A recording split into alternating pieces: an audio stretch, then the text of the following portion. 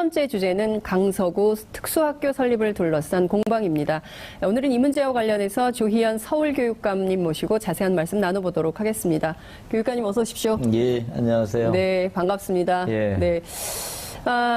저희가 오늘 조희연 교육감님 모시고 함께 할 텐데요. 굉장히 많은 학부모님들께서 예. 이 이슈에 대해서 관심을 갖고 계십니다. 그렇습니다. 따라서 시청자 여러분들께서도 지금 함께 토론에 참여하시면서요.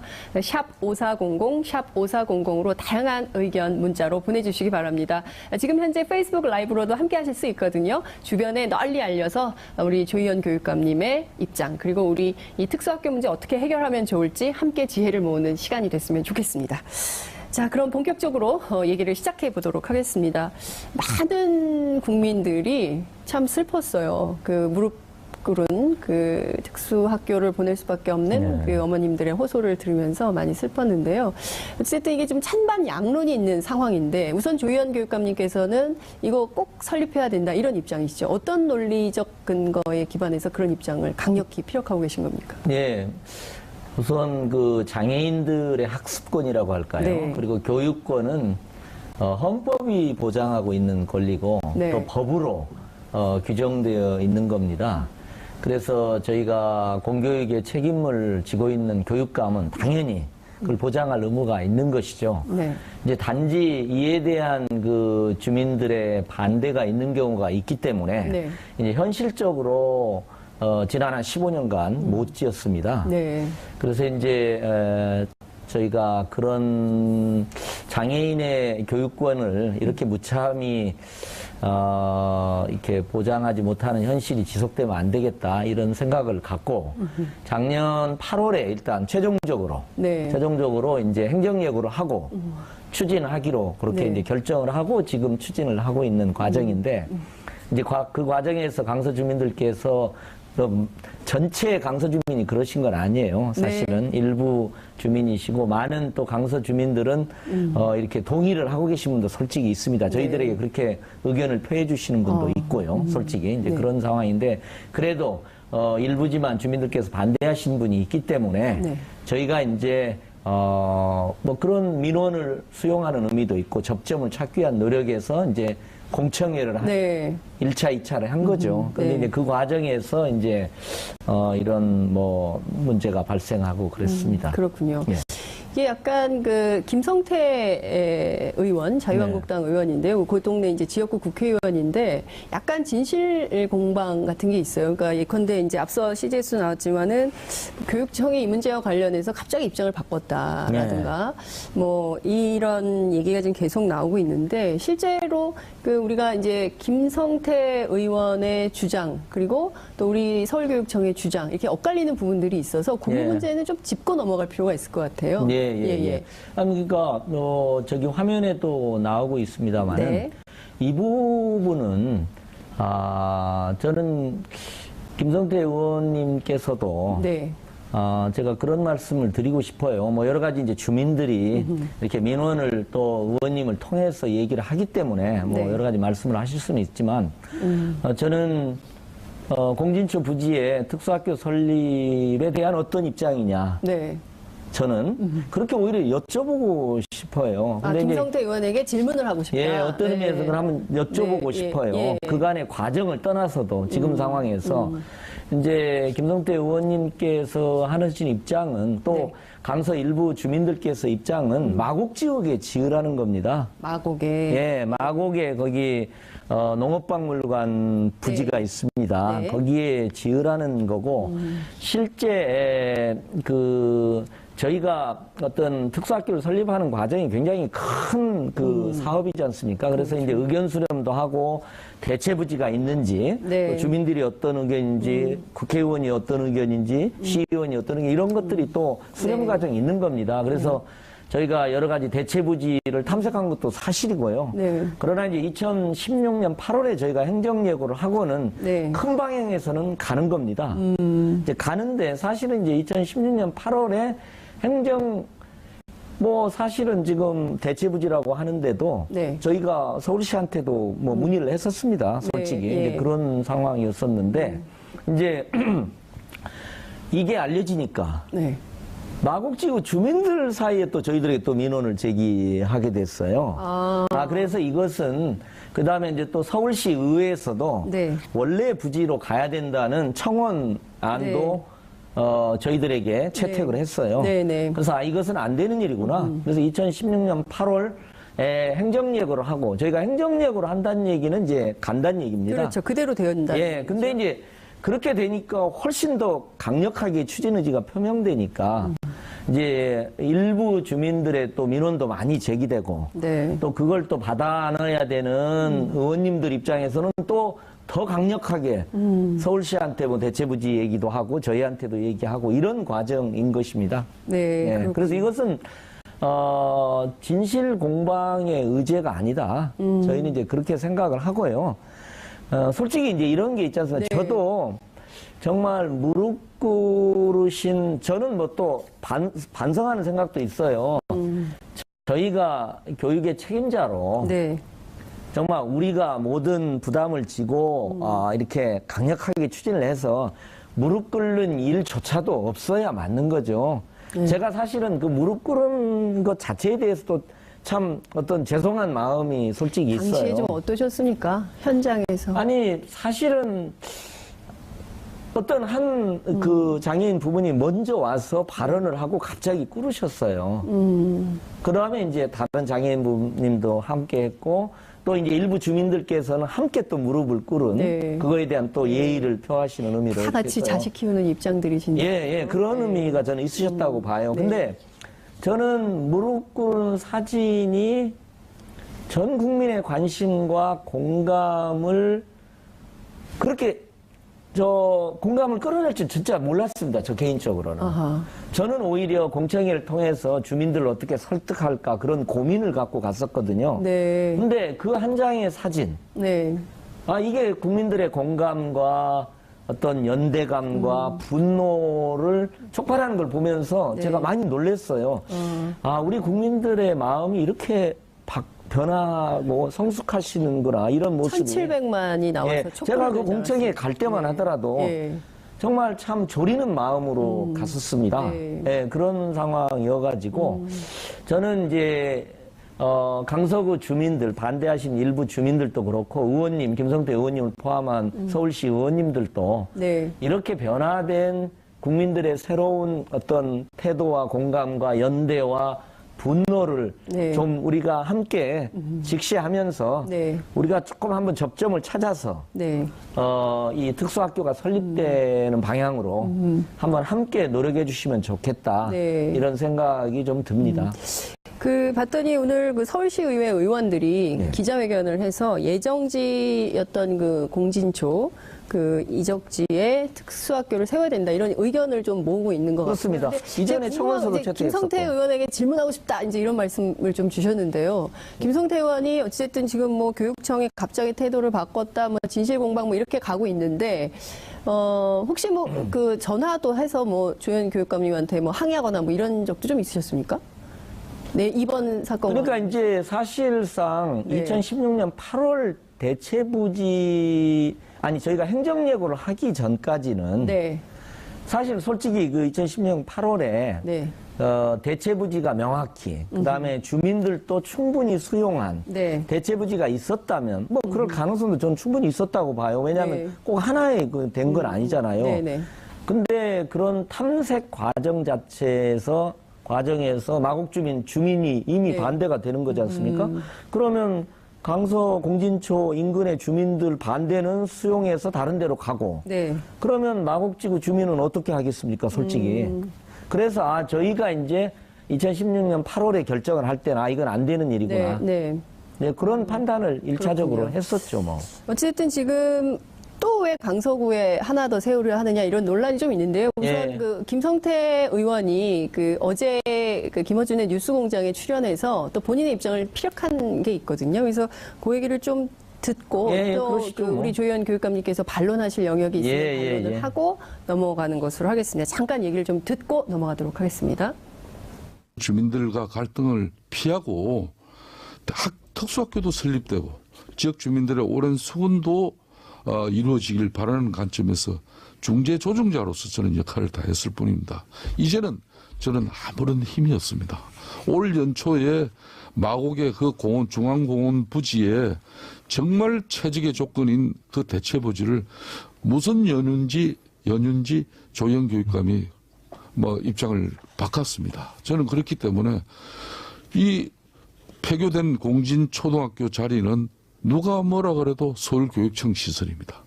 서울교육청 판단이 우선입니다. 서울시 교육청에서 그 자리에 그렇게 주민들 반발이 있음에도 불구하고 특수학교 짓는다 그러면 어쩔 수가 없는 겁니다, 이거는. 자, 나는 힘이 없다. 김성태 의원께서 힘이 없다라는 얘기를 하면서 이제 반론을 폈는데요. 그러니까 일종의 이제 모든 책임을 조현 교육감에게로 좀 미루는 이런 입장인 것 같아요. 어떻게 보십니까? 예, 아니, 그러니까 서울시 교육청의 판단을 존중해 주신다면, 네. 그간의 과정이 어떻든, 네. 지금이라도, 저는 주민들을 설득하고, 네. 특수학교를 전제로 해서 다행히 공진초 부지가 좀 넓어요. 그렇기 때문에 네. 예를 들면 저희가 일관되게 그렇게 말씀을 드렸습니다. 네. 예를 들면 예컨대 한 3분의 2 정도 네. 이 정도는 특수학교를 짓고 특수학교를 짓는 전제로 네. 나머지를 도서관이라든가 주민들이 원하는 시설을 뭐가 좋을지 함께 협의하자 이렇게 이제 네. 말씀을 시민적 합의를 드린 모아가는, 거고요. 예. 지금이라도 어차피 보건복지부에서 네. 한방병원은 불가능하다. 이렇게 이미 판정도 내린 상태이거든요. 보건복지부에서. 예, 그리고 저도 이번 기회에 이제 물어보니까 네. 그 한방병원의 수요가 기존의 대학 한방병원도 네. 병상이 다 안 차는 경우들이 있다고 그러더라고요. 그래서 보건복지부도 아마 그런 판단을 내리셨을 것 같아요. 네. 그래서 그런 점에서 저는 지금이라도 김성대 의원님을 포함해서 여러 의원님들이 함께 협력해서 주민들 조금 마음을 같이 네. 보듬어 안으면서 함께 이렇게 접점이 되고 어떤 시설이 최적이 좋은지 네. 이제 그런 것들을 좀 함께 협력해 갈 수 있었으면 그리고 김성태 의원님께서도 서울시 교육청의 판단을 좀 존중해 주신다고 그랬으니까 네. 그런 방에서 함께 논의를 좀 해봤으면 하는 생각입니다. 뭐 끝장 토론 뭐 이런 것도 제안을 하고 하던데요. 실제 예. 그런 필요성은 좀 느끼십니까? 아니 그러니까 이 부분은 네. 그 논쟁을 진실 해서 공방이나 뭘 할 가려야 때 될 문제가 아니잖아요. 아니다. 네. 지금 특수학교를 짓냐 마냐는 거잖아요. 네, 네. 그런 거 아니겠습니까? 그렇죠. 그리고 이제 어떻게 보면은 심지어는 대체 부지를 찾는 논의 자체에 대해서도 장애인 학부모님들은 반대하셨어요, 솔직히. 예, 어떻게 보면은 왜냐하면 그게 또 다른 논란을 할수 네, 있으니까요. 네. 그러나 이제 저희는 오히려 김성태 의원님이라든지 여러분에서 이 설립학교 특수학교 설립이 번번이 좌절된 경험이 있기 때문에 네. 그래서 이제 여러 가지 가능성들을 탐색하면서 이제 가려고 노력했던 점이 있는 거죠. 그래서 저는 지금이라도 가장 중요한 게 장애인 학부모님들의 무릎을 꿇는 그 절절함. 네. 그 다음에 이제 이 강서에는 지금도 한 200명의 학생들이 네. 30분 내지 2시간에 원거리 통학을 하고 있습니다. 예, 그런 상황이어서, 네. 물론 뭐 이제 예를 들면은 한 8개 구에는 네. 특수학교가 없는 경우도 있어요. 그래서 강서 주민들께서 저희한테 항의하실 때, 네. 왜 강서구에만 아까 말씀하셨잖아요. 예, 왜 예. 2개를 짓냐. 이런 건데 이제 학교를 설립하다가 보면 4개가 있는 데도 있어요. 예, 예. 그러니까 뭐 그런 여러 가지 조건들 종로구에는 4개가 있습니다. 네. 예. 강북구에도 4개가 있고 뭐 이렇게 이제 지역마다 조금 편차는 있는데 저는 오히려 이제 왜 강서에 지려고 하느냐는 네. 그 저희에 대한 주민들의 항변을 그때도 저는 굉장히 인상적이었던 게 강서 그 대표로 오신 분들이 네. 우리는 특수학교를 짓는 것에 대해서 결코 반대하는 것이 아니다. 이런 말씀을 하셨어요. 저는 그걸 소중하게 들었고요. 네. 그래서 저는 오히려 특수학교를 왜 강서구만 짓느냐는 문제에 대해서 다른 8개 구도 예. 더 짓겠다. 짓는 방안을 네. 한번 탐색해 보겠다. 오히려 더 적극적으로 강서 주민들께서도 뭐 특수학교 자체는 반대하시는 건 아니니까. 예. 이렇게 보면 우리가 이제 그 특수학교를 지어야 한다라는 어쨌든 이제 공감도 있고 그리고 또 필요 이런 것도 있지 않습니까? 근데 결국에는 또 이제 반대하시는 분들이 있기 때문에 또 예. 이분들을 설득하고 끌어안는 것도 굉장히 이제 중요한 어찌 보자면 교육감님의 과제가 아닌가 이런 생각이 좀 그렇습니다. 듭니다. 예, 예, 예. 어떤 생각을 좀 갖고 계십니까? 예, 그래서 저는 이제 이 특수학교 아예 그 기획 단계에서부터 네. 일반 학교를 지을 때 비용하고 네. 저는 한 50% 정도는 건축비도 좀 높이고 그다음에 부서시설을 짓는 비용도 좀 아예 정부 차원에서 네. 지급하고 그래가지고 특수학교가 지어질 때는 네. 꼭 주민들이 정말 원하고 누구나가 선망하는 시설이 함께 가는 네. 그런 방식으로 가면은 좋겠다 이렇게 네. 생각을 하고요. 가장 중요한 건 저는 이번 그 장애인 학부모의 무릎 꿇은 그 한 장의 사진이 불러일으키는 공감이 네.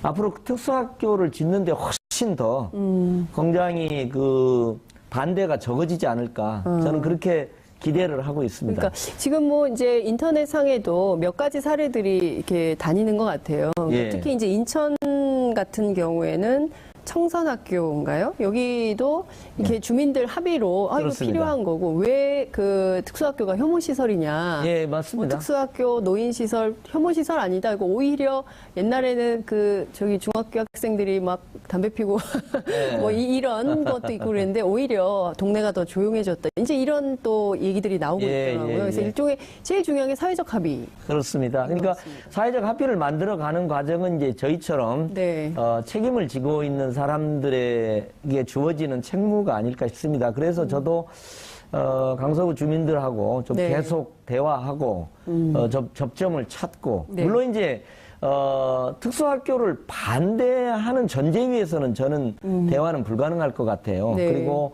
이번에 국민들의 분노와 공감이 네. 저 교육감에게 이렇게 명령한 게 저는 그건 것 같아요. 특수학교는 전제로 네. 앞으로 가라. 아, 그러나 이제 아까 말씀하신 네. 것대로 주민과의 또 접점을 찾는 노력은 행정 책임자로서 하라. 네. 저는 그런 말씀으로 명령으로 저는 받아들였습니다. 오늘 기사 제목이 하나 나왔습니다. 특수학교는 국민의 명령이다. 아, 예. 그런 국민의 명령을 받고 계속 하겠다. 그래서 또 예. 이제 사회적 합의를 만들어 가겠다. 이제 이런 말씀 주신 걸로 이해하도록 하겠습니다. 교육감이 나오셨으니까 몇 가지 교육 정책 좀 덧붙여서 좀 여쭤보도록 하겠습니다. 새 정부가 이제 출범한 지 100일 지나고 있는데요. 자사고 외고 폐지하겠다. 네. 이렇습니다. 큰 틀에서 보면은 우리가 이 새 정부의 교육 정책이 어느 방향으로 가는 거냐. 특히 이제 교육감님께서도 뭐 이제 내년 선거도 있긴 합니다만 그래도 이제 갖고 계실 것 같은데요. 좀 큰 틀에서는 좀 어떻게 보시는지요? 예, 아니 저 진짜 여기 이 네. 방송을 들으시는 시청자분들께 네. 조금 혼란스러울 수도 있어요. 네. 뭐 수능 절대평가, 그렇죠. 뭐 1안 2안 나왔는데 1년 유예됐네. 네. 그다음에 또 뭐 내신 절대평가 얘기 나오고 그럼 네. 또 변별력 얘기 나오고 네. 이렇게 혼란이 있을 것 같아요. 상당히 혼란이 큽니다. 학교에서. 네, 혼란이 큰데 저는 이제 정말 미래지향적인 우리 교육의 변화 방향이 뭐냐. 네. 저는 이제 그걸 좀 한번 생각해 주셨으면 좋을 것 같아요. 그래서 저는 첫 번째가 이겁니다. 네. 우리 어떤 아이들의 교육에서 네. 공교육과 사교육이 차지하는 비중이 있습니다. 네. 근데 우리는 사교육이 더 비중이 크잖아요. 그렇죠. 더 중요한 위치를 점하고 있습니다. 저는 이게 우리 교육의 왜곡이다. 사교육은 아주 보조적으로 공교육이 아이들의 교육의 중심을 확실히 잡고 네. 일부 보조적으로 사교육이 있는 그런 상태로 우리 교육이 발전해 가야 된다. 네. 저는 이제 그게 가장 중요할 것 같고요. 그 다음에 이제 많은 외국에서도 이렇게 보면 이렇게 생각하시면 될 것 같아요. 고등학교 교육을 정상적으로 받는. 네. 고등학교 교육에는 이제 교과 공부가 있고 비교과 활동들이 있지 않습니까? 네, 네. 이것들이 충실하게 이렇게 생활기록부에 기록이 되고. 네. 그죠? 그리고 이제 대학은 네. 이 충실하게 기록된 고등학교 교과, 비교과 활동의 기록들을 가지고 네. 대학이 자기 방식대로 개성 있는 방식을 통해서 학생들을 선발하는 그럼 참 좋겠습니다. 예, 그런 방식으로 가는 게 좋고 네. 그러려면 이제 고등학교의 서열화, 대학교의 서열화가 예. 완화돼야 됩니다. 이제 그게 필요하고 말씀하신 대로 자사고 외고 폐지나 이런 문제가 제기된 것도 네. 말하자면 고등학교 교육이 정상화되기 위해서는 고교 서열화와 대학 서열화가 완화돼야 됩니다. 네. 그렇지 않으면 이제 그 서열화의 상위에 있는 학교에 들어가기 위한 특목고, 외고 이런 데에 들어가기 위한 경쟁이 치열한 거죠. 스카이 대학을 정점으로 하든 네, 여기에 이제 그렇습니다. 들어가기 위한 경쟁이 치열한 거죠. 예. 이 블랙홀이 있는 한, 이 블랙홀이 있는 한 초등교 교육은 이렇게 황폐화되고 왜곡될 수밖에 없는 거죠. 네. 그래서 저는 우리 국민들께서도 앞으로 궁극적으로는 고등학교 교육 네. 정상적으로 얘기하고 우리가 또 이게 교육이라는 게 아무래도 지적 능력을 배양해가는 과정이기 때문에 네. 그 지적 성장을 또 평가할 수밖에 없습니다. 그래서 수능은 궁극적으로는 네. 절대평가에 기초한 자격시험으로 가야 된다. 그렇게 되는 겁니다. 자격고사 방식으로. 네, 자격고사 방식으로 그러니까 어느 이제 정도 가는 자격만 거죠. 되면 다 대학을 갈 수 있는. 예, 물론 이제 시험이라는 게 점수는 나옵니다만은 네, 네. 어쨌든 예. 이 점수 지금처럼 1등부터 꼴등까지 이렇게 돼가지고 네, 예. 거기에 들어가기 위한 그리고 대학은 바로 이미 서열화된 학생들 그렇죠. 중에 상위권 학생들만을 뽑는 겁니다. 네. 이건 거의 뭐 땅짓고 헤엄치는 과정이죠. 그게 아니고 대학은 이제 선발효과에 기대하지 말고 네. 대하지 말고 하자면 교육 경쟁을 하는 진정한 네. 의미의 교육 경쟁을 하는 방식으로 이렇게 가야 된다고 생각합니다. 그런 점에서 이제 새 정부에서 뭐 이 수능 네. 절대평가 방식으로 네, 바꾸고 뭐 이런 자격고사 얘기가 나오고 또 내신 얘기 나오고 하는 것들이 이제 이런 맥락에 있다. 네. 저는 이게 교육 선진국을 향한 개혁이다. 이 교육 선진국을 향한 개혁을 향해서 담담하게 우리가 가야 된다. 네. 물론 방법은 저희가 지혜를 더 모을 수 있다고 봐요. 그러니까요. 그러니까 많은 엄마들이 그냥 옆집 엄마 보내니까 또 나도 보내고 이렇게 하다 보면 막 몇 가지가 되고 막 이런 거거든요. 그러니까 그렇죠. 이쪽에 이제 공교육 신뢰할 수 있는 공교육 시스템이 없으니까 그냥 다 사교육에 의존하는 거예요. 그리고 네. 왜 이 길을 가는지를 모르고 일단 뛰니까 다 같이 뛰는. 그렇습니다. 또 이런 상황이 되는 사교육기관에서 거거든요. 공포 마케팅도 그러니까요. 하거든요. 예. 그러니까 참 이게 저 신뢰받는 공교육 시스템 그리고 특히 이제 입시 시스템 이런 것들이 네. 좀 잘 갖춰지는 게 굉장히 중요할 것 같다는 생각이 좀 들고 지금 당장 목전에 닥친 문제가 있습니다. 예. 이 어린이집 또 사립유치원에 우리 아이들 보내야 되는 맞벌이 가정의 엄마들이 애를 데리고 출근할 수도 없고 이거 어떻게 해야 되나 걱정이 예. 많은데요. 어제 긴급 면담 하셨습니다. 예. 좀 어떻게 합리적인 아니 저기 서울만이라도 유치원 휴원을 네. 좀 막아야 되겠다는 충정에서 네. 이렇게 뭐 사실 교육부도 그렇고 정부도 그렇고 저희도 불법으로 휴업을 하는 경우에 네. 뭐 행정적 제재를 하겠다 이제 그런 뭐 방침도 천명한 바가 있습니다. 네. 그러나 또 대화하면서 혹시 접점을 찾는 노력은 또 해야 되지 않겠습니까? 네. 그래서 이제 뵀는데 사실은 이제 갭은 좀 많아요. 네. 그러니까 왜 그러냐면 제가 하나 소개해드리면 그 사립유치원에서는 국공립유치원 확대 정책을 철회해달라. 예.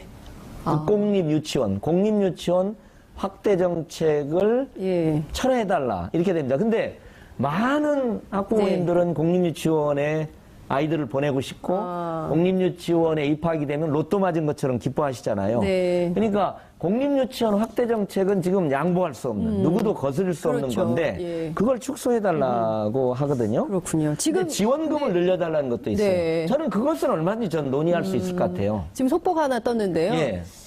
사립유치원 쪽에서 휴업을 철회했다는 예, 소식이 들어와 지금 있습니다. 그건 정말 제가 보기엔 조희연 다행스럽고 교육감님 감사한 일입니다. 역할이 큰 거 아닙니까? 지금 예, 딱 어제도- 말씀하시니까 바로 철회를. 아니, 어제도 네. 지금 이제 이런 학부모님들의 네. 비판적인 시선을 염두에 놓고 우리가 휴업은 하지 말고 네. 왜냐하면 정말 맞벌이 부부 얼마나 힘들겠어요. 네. 그래서 철회하고 네. 여러 가지 이제 뭐 이런 사립유치원 네. 지원이라든지 이런 여러 가지 점들 현실적으로 한번 접점을 찾아보자. 그렇군요. 그리고 저희가 교육부에도 어제 네. 그 사립유치원의 요구사항들을 이렇게 전달도 해드리고 그랬습니다. 그렇군요. 제가 이 말씀 꼭 여쭙고 싶었는데요. 사실 저는 이게 중학생, 여중생 부산 여중생 폭력 사건 그리고 또 강릉 이게 이렇게 여고생들, 여중생들 이런 사건들이 계속 날 때마다 특히 이제 학교 폭력과 관련해서 이 아이들이 도대체 그러니까 처벌 뭐 소년법을 개정해야 된다, 처벌을 강화해야 된다 이런 얘기가 나오지만 그 이전 도대체 이 아이들이 왜 이렇게 했을까라는 교육적 접근이 더 필요한 거 아닌가 이런 생각을 했거든요. 이 문제에 조금 시간이 얼마 안 남아 굉장히 짧게 말씀을 좀 드려야 될 것 같은데 그래도 이 문제 말씀을 좀 꼭 좀 듣고 싶습니다. 예. 네. 그러니까 뭐 보통 이 문제에서 이제 엄벌주의 같은 게 있어요. 네. 왜냐하면 또 국민들이 지금 굉장히 많은 분이 엄벌해야 된다 이렇게 네. 이제 얘기를 하는데 또 다른 한편은 이건 어디까지나 학생들이기 때문에 그렇습니다. 교육적으로 풀어야 된다는 또 교육의 또 당위성 같은 게 있습니다. 그래서 이걸 조화시키는 게 이제 필요하고요. 네. 일단 학교 폭력을 다루는 접근법에 있어서 네. 이렇게 많은 좀 변화가 좀 있어야 될 것 같아요. 그래서 어떻게 보면 우리 사회도 저는 이제 이렇게 설명을 네. 합니다. 우리 사회가 굉장히 폭력적이에요. 거칠잖아요. 사실 아이들은 그걸 보고 배우는 겁니다. 그 다음에 치열한 입시 경쟁, 정말 루저와 내가 루저가 되느냐. 그 다음에 입시 경쟁, 성적 경쟁, 아이들 줄 세우기 있잖아요. 아이들이 정말 존중감을 받아볼 기회가 없습니다. 저는 가해자가 된 학생들도 네. 그런 어떤 그 적대적인 행위, 폭력적인 행위를 나타나기까지는 그런 학내 과정 혹은 가정에서의 어떤 그 좌절감, 네. 그런 것들이 저는 있었다고, 존중받지 못한 것들이 있다고 생각합니다. 그러니까 이런 교육적 과정은 저는 최대로 해야 되고요. 네. 극단적인 경우는 물론 처벌도 해야 되겠죠. 이제 그런 점들 함께 가고, 요즘 저희 서울교육청을 포함해서 교육청에서는 네. 뭐 예를 들면 회복적 교육과정이라든가 이런 여러 가지를 통해서 네. 교실에서의 어떤 폭력성을 좀 줄이거나 왕따를 좀 줄이거나 네. 뭐 이런 여러 가지 노력을 나름대로는 지금 하고 있습니다. 네. 좀 행복한 교실이 됐으면 좋겠어요. 아이들이 물론입니다. 학교 가기 싫다.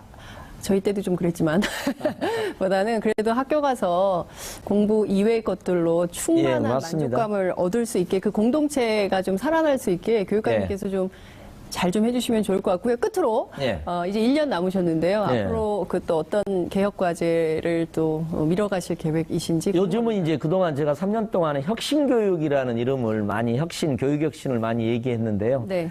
요즘은 이제 미래교육이라는 것도 굉장히 중시를 하고 미래교육, 있습니다. 그러니까 네. 어떻게 보면 혁신 미래교육이 돼야 되는 네. 면이 있는데, 인공지능 시대에 어떻게 기계를 뛰어넘는 훨씬 더 풍부한 인간의 미래 역량을 갖출 것인가.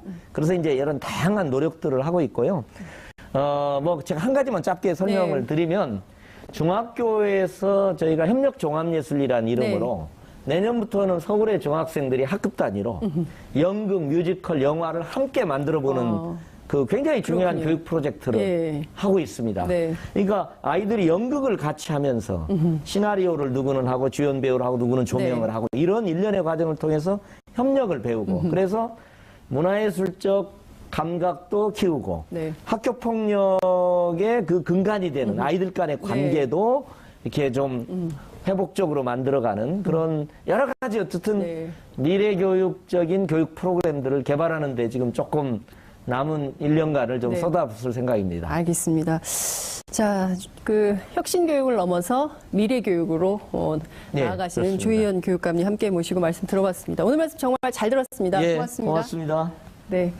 품격시대 플러스에서는 여러분들의 소중한 의견을 받습니다. 샵 5400, 샵 5400으로 주제에 맞는 다양한 의견 문자로 보내주시기 바랍니다. 100원의 정부 인도 지원 문제를 좀 짚어보도록 하겠습니다. 김한정 더불어민주당 의원과 함께 이야기 나눠보도록 하겠습니다. 의원님 어서 오십시오. 네, 안녕하세요. 네, 반갑습니다. 아유, 근데 반갑다고 인사를 드려야 될지 잘 모르겠는 이런 상황인데요.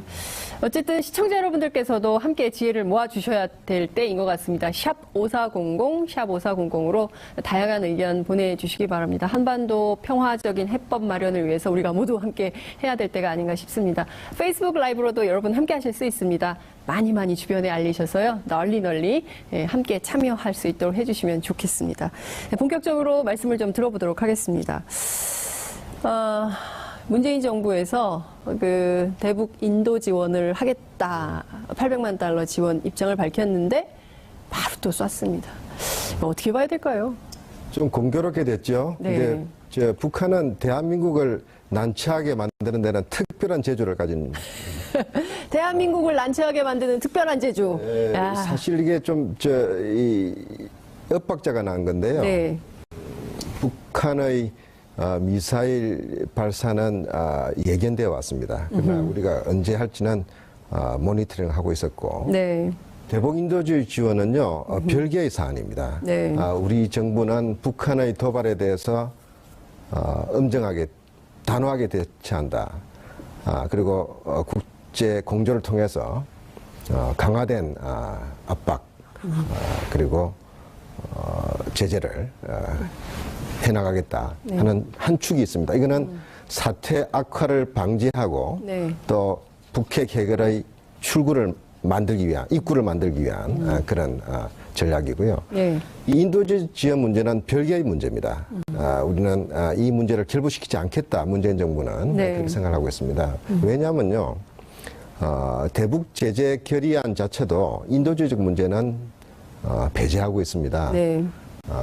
우리 정부가 인도주의적 문제를 가지고 북한하고 협상하겠다 그건 아닙니다. 네. 이거는 마땅히 해야 될 일인데 그동안 못 해왔습니다. 네. 2015년 이후로 지금 20몇 개월 동안 아이들한테 주는 분유, 의약품 같은 것도 안 해왔거든요. 네. 그런데 그 사이에 우리만 안 했지 국제사회는 해왔습니다. 그러니까 우리는 4차 핵실험 이후에 박근혜 정부에서 영유아 분유 지원 이런 것들을 싹 다 끊었는데 그래도 국제사회는 해왔다는 거죠. 그럼요. 저 월드 푸드 프로그램이나 네. 유네스코나 또 네. 다양한 국제기구, 네. 비정부 단체들은 네. 인도주의적 물품에 대해서는 꾸준히 지원을 해왔습니다. 네. 우리도 이제 그 부분 다시 복귀한 것이죠. 네. 그렇게 봐야 될 것입니다. 다만 지원 발표를 하자마자 북한이 미사일 실험을 해서 네. 우리 정부가 좀 난처하게 됐습니다. 예.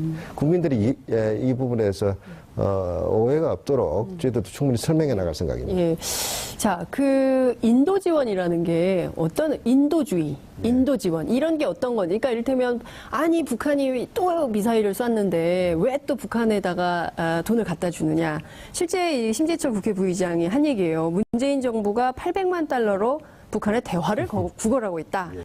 북한 제재한 잉크가 마르기도 전에 북한에 돈 퍼줄 생각부터 하냐 이런 비판이 있거든요. 지금 근데 자유한국당 인도주의는- 이분들은요. 네, 자유한국당. 지난 8년 동안 집권했던 사람들입니다. 지난 8년, 9년 동안 네. 이명박 정부, 박근혜 정부 동안에 네, 한 푼도 못 준다. 그리고 제재 일변도, 네. 강경 대결 일변도로 왔지 않습니까? 네. 그래서 북한이 대화에 나왔습니까? 안 나- 고분고분해졌습니까? 핵을 포기했습니까? 미사일 실험 안 했습니까? 그 사이에 북한의 핵 무장 능력은 더 증대했습니다. 자신들이 책임이 있는 사람들입니다. 자유한국당 책임이다. 예, 저는 자기 좀 부끄럽게 생각해야 된다고 생각합니다. 그리고 두 번째로는요, 네. 인도주의적 문제는, 이런 겁니다. 인도주의적 문제를 가지고 북한한테 우리가 접근하면요, 북한은 굉장히 자존심이 강했습니다. 옛날에 우리 김대중 정부 때도 비료협상, 쌀협상을 합니다. 먹는 거 가지고 자기들을 무시하냐. 이렇게 나옵니다. 지금 인도주의적 지원 문제는요, 북한 주민을 상대로 하는 것입니다. 북한 주민은 이중의 피해자입니다. 바로 폐쇄적이고 독재적인 북한 정권, 그리고 핵 개발로 받는 국제 제재, 이 두 가지 문제로 직접적인 피해 당사자고 우리가 궁극적으로는 통일 대한민국이 보살펴야 될 우리의 동포입니다. 네. 그렇기 때문에 특히 어린이, 임산부, 네. 노약자들에 대해서 이거는 북한 정권과 분리해서 최소한의 지원은 국제사회와 합의하는 수준에서 네. 공조하는 수준에서 해나가겠다 이렇게 방침을 세운 것이죠. 네. 그런데 자유한국당이요. 북한 인권법 하자고 그러지 않았습니까? 북한 인권에 관심이 많은데 지금 어린이 임산부 노약자 지원하지 말아야 된다. 이런 거죠, 지금. 이런 거를 어떻게 이해를 인권은요, 두 가지 종류가 있습니다. 네. 지금 한 축은 뭐냐면요, 네. 정치적 인권을 이야기하는 것입니다. 정치적 자유, 네. 민주주의는 지금 먼 이야기입니다. 지금 더 중요한 것은 생존적 인권입니다. 네. 인도주의적 인권이죠. 그렇기 때문에 그 북한은 인권을 두 가지 동시에 다 해결할 수는 없습니다. 네. 김대중 정부, 노무현 정부의 접근 전략은 그랬습니다. 인도적 인권이 우선 돼야 되고 생존권적 인권을 보살펴 가면서 네. 북한의 빗장을 열어나가겠다. 그런 속에서 북한에서 남한에 대한 우호적 정서가 형성이 되고 또 서로 좀 더 개방적 분위기 속에서 남한의 정보, 대외 정보를 접하게 되면 북한 사람들 마음이 바뀔 거 아닙니까? 또 개혁 개방으로 갔었다면 북한에서 중산층이 형성이 되겠죠. 네. 그런 속에서 정치적 자유에 대한 욕구가 나오는 것이지 네. 지금 그걸 수술을 완전히 바꿔놨어요. 그래서 지금 북한 인권법을 강조하는 분들의 취지는 궁극적으로는 저는 동의할 수 있지만 네. 이에 도리어 정치적 목적으로 북한 정권을 공격하게 되면은 그나마 열었던 인도주의적 문도 닫아버립니다. 그럼 직접적인 피해자는 누굽니까? 북한의 어린이들이고 임산부가 되는 거 아닙니까? 그래서 저는 우리 북한에서 활동하고 있는 국제사회의 그 NGO 이 활동가들을 한 번씩 접합니다. 그분들은 굉장히 답답해요. 만일 그렇게 북한 인권을 이야기하고 막 북한 정부를 공격하는 여론들이 일어나면 북한 관료들이 협조를 안 한답니다. 접근을 막는다는 거죠. 예. 자, 지금 시청자 의견이 막 들어오고 있는데요. 인도적 지원 그리고 강력한 제재, 협상, 대화 재개는 별개의 문제다. 이런 시청자 의견이 들어오고 있습니다. 역시 인기 있는 김환정 의원님이 출연하시니까 시청자 의견이 막 들어오는 것 같습니다.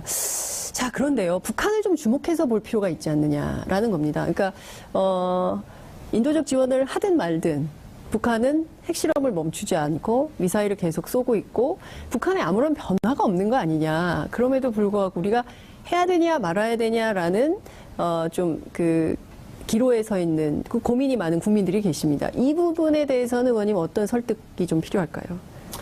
북한의 지금 거듭된 핵 질주, 네. 미사일 이 무모한 실험들의 계속은 마치 이 브레이크가 풀린 열차 같죠. 네. 근데 이 열차는 궤도를 달리는 열차입니다. 속도를 빨리 하고 있죠. 그 종착점은 어디냐? 북한은 유리한 입장에서 협상하겠다는 겁니다. 이미 북한은 김정은 정권은요. 네. 한번 되돌아볼 필요가 있습니다. 2013년 제가 6월 정도로 기억을 하는데 그때 박근혜 정부 취임한 지 얼마 안 됐죠. 네. 긴급 국방위원회 담화라는 것을 빌어가지고 중대담화, 네. 북미 고위급 대화를 회담을 제의를 했습니다. 김정은이. 네. 직접 대화해서 풀자. 미국이 안 받아들였죠. 핵 포기. 네. 선핵 포기. 없이는 안 안 된다. 만나겠다. 그러고 난데 실험을 했고 또 2015년에 네. 또다시 김정은이 제의를 했습니다. 그때 뭔 제의를 했냐. 미군이 한미 군사합동 훈련 중단해라. 그러면은 자기들도 핵실험 안 하겠다. 네. 미사일까지는 얘기 안 했어요. 네. 그것도 거듭 중지됐습니다. 그 뒤로 김정은 정권은 개발 일본도 네. 그리고 미국에 대한 대화를 포기한 상태가 됐죠. 네. 지금 최근에 여러 가지 징후들이 나오고 있습니다. 미국도 말대말 전쟁만 할 것이 아니라 그렇게 해서는 안 된다 하는 네. 분위기가 되고요. 또 비공식 접촉 분위기도 나오고 있습니다. 저는 이 문제에 대해서 우리가 어떻게 접근해야 되느냐. 우리는 대한민국 국민 아닙니까? 우리 대한민국 국민은 전쟁을 막아야 됩니다. 네. 우발적 또는 무력 충돌 시위가 네. 금방 국지전으로 통제불능의 무력 충돌로 비화할 수가 있습니다. 네. 문재인 대통령이 가장 우려하는 대목이 이 대목입니다. 그래서 북미 간의 이런 긴장 고조를 우리가 쿨다운 시켜야 되겠다. 그러면서 북한도 또 오판하지 않도록 만들어줘야 되겠다. 네. 함부로 힘자랑할 상황이 아니라는 것들을. 네. 그렇기 때문에 우리 한미 동맹 안보 역량, 우리는 확장 핵 억제 네. 동맹을 갖고 있습니다. 북한이 핵무기로 도발하면은 더 강한 네. 미국의 전략핵이 20분 이내에 북한 전역을 강탈할 수 있습니다. 네. 그렇기 때문에 북한은 핵을 쓸 수가 없습니다. 북한은 자멸을 결심하지 않는 한. 그래서 네. 그런 미련한 짓은 할 수가 없죠. 그렇기 때문에 동맹 안보 역량을 우리가 튼튼히 해나가면서도 한편으로 네. 이거 전쟁에서 풀 수 있는 문제는 아니지 않습니까? 이 surgical strike, 무슨 선제 공격, 네. 또 무슨 제한 공격을 통한 북한 핵 무력화 쉽지 않습니다. 네. 그렇기 때문에 결국은 외교적 협상, 대화로 풀어야 된다. 미국도 틸러슨이라든지 이제 국무장관 또 메디스 네. 화이트하우스 백악관. 안보보좌관은 예. 결국 외교 협상으로 풀겠다는 풀어야 이야기를 된다. 하고 있습니다. 네. 지금 분위기 조성을 해나가야 되는데 과열되지 않도록 네. 또 북한도 오판 하지 않도록 관리를 해나가면서 터닝 포인트를 우리가 만들어 나가야 된다. 그런 관점에서 문재인 정부가 접근을 하고 있는 것입니다. 네. 그러니까 지금 이게 굉장히 정교하게 이 상황을 보면서 한반도 정세 관리를 해야 된다라는 이제 말씀을 좀 주셨는데요. 지금 굉장히 많은 분들께서 문자를 주시고 계십니다. 이런 상황에서 북한 어린이 대상 현물 중심 인도적 지원은 북한 주민들에게 우리의 진정성을 알리는 아주 좋은 방법이다. 이런 의견 주시고 계시고요. 시민의식이 굉장히 높아지는데 앞서 말씀 주신 대로 이게 뉴스예요. 북한이 자멸을 결심하지 않는 한 절대로 핵전쟁, 핵실험, 핵실험은 계속 하겠지만 그 협상용으로 그렇지만 전쟁을 일으킬 수는 없다. 이런 말씀을 좀 주셨어요. 근데 그럼에도 불구하고 막 국민들이 이제 불안해하고 뭐 이런 건데요. 어쨌든 이번에 문재인 대통령께서 강력하게 경고를 보냈습니다. 북한이 도발을 하면 조기에 분쇄를 하고 재기불능으로 만들 수 있는 힘이 우리에게 있다. 이렇게 이제 강력하게 경고를 한 상황인데요. 이게 어떻게 미국에도 보내는 메시지, 우리 한반도에서 전쟁은 절대 안 된다. 이제 이런 말씀을 좀 주신 적이 있었는데 네네. 미국에도 보내는 메시지일까요? 이건 어떻게 해석을 해야 될까요? 미국뿐만 아니라 전 세계 우리 대한민국의 안보 최고 책임자로서 마땅히 해야 될 일이죠. 마땅히 해야 된다. 대한민국이 전쟁터가 되면은 네. 우리는 국제사회에서 영원한 낙오자가 됩니다. 우리 국민들은 최대의 피해자가 됩니다. 전쟁을 막는 것이 최대의 안보입니다. 네. 그렇기 때문에 대통령으로서 당연한 말씀이시고요. 미국 화이트하우스도 지금 백악관도 보면은 뭐 대통령 말 어떨 때 다르고 참모진 이야기가 좀 다릅니다. 네. 또 트럼프 대통령은 아주 독특한 화수를 네. 가지고 계시기 때문에 그런 것들이 잘못 비화돼서 불필요한 자극을 해서 긴장이 고조되는 것들은 네. 자꾸 막아 나가야 된다. 대북 제재와 압박도 궁극적으로는 네. 북한을 협상장으로 끌어내기 위해서 하는 것입니다. 근데 지금 어떻게 보자면 이제 그러니까 이른바 김정은 위원장의 전략이 올해 안에 좀 끝내겠다. 그리고 이제 내년에 어쨌든 평창 동계올림픽도 있고 패럴림픽도 있고 그리고 또 내년 2월이 되면 또 우리가 키 리저브 훈련을 미국하고 같이 해야 되는 이게 이렇게 막 돌아가는 그 사이클이 있는 건데요. 올해 안에 좀 끝내겠다라는 의지의 필요가 아니냐. 그러면 오히려 대화가 북미 간의 평화협정이라든가 아니면은 국교 정상화라든가 뭐 이런 것들이 의외로 좀 진도가 빨리 나갈 수도 있는 거 아니냐. 그런데 그 가운데 우리 정부의 역할, 한국의 역할, 코리아 패싱 얘기가 그래서 나오는 측면도 있고요. 이런 점은 좀 어떻게 전망을 하십니까? 그래서 시기를 점친다는 것은 지금 쉽지는 않습니다. 네. 여러 가지 꽉 막혀 있지 않습니까? 네, 사실 네. 정세가 엄중합니다. 우리 정부가 침착하게 차분하게 대응하려 해도 우리 국민들이 화가 나 있는 상황에서는 또 정부도 여러 가지 운신의 폭이 좁아지지 않습니까? 국민들이 화가 나 계시면. 네. 예. 북한은 항상 그렇습니다. 지금까지 이번 6차 핵실험 사태는 더욱더 심각한 국면으로 들어갔지만 이전에도 있었습니다. 1994년의 핵위기가 그렇습니다. 93년. 예, 1차 북핵. 예, 1차 핵위기 때는 실제로 클린턴 행정부였습니다. 예. 그때 이미 제한 타격, 북한 공격을 결심을 했었습니다. 네. 전쟁 일보 직전까지 갔었습니다. 그런 위기도 극복을 했고요. 또 2005년 북한이 1차 핵실험을 했을 때 네. 그때는 이미 이제 선을 넘었죠. 그런 상황에서도 또 국제사회는 침착하게 대응을 했습니다. 북한은 항상 벼랑 끝 협상입니다. 막판 타결입니다. 끝까지 극도의 긴장 상태로 끌고 가서 자신들의 협상 위치를 높이려 합니다. 네. 그래서 참 재미있는 표현이 있는데요. 찰스 암스트롱이라고 지금 콜롬비아 대학 교수가 그런 책을 썼습니다. 약한 자의 폭정, 약한 자의 북정, 북한 북미 관계에 지금 예. 역사를 쭉 되짚어보는 책인데 예. 제목이 저는 아주 촌철살인이다. 예. 약자의 그 횡포였습니다. 북한은 스스로 약자라는 걸 알고 있습니다. 그렇기 때문에 과도한 언술 그리고 아주 공격적인 협상 태도 네. 이런 쪽은 항상 북한이 일관되게 견지해 온 겁니다. 전혀 새로울 것이 없고요.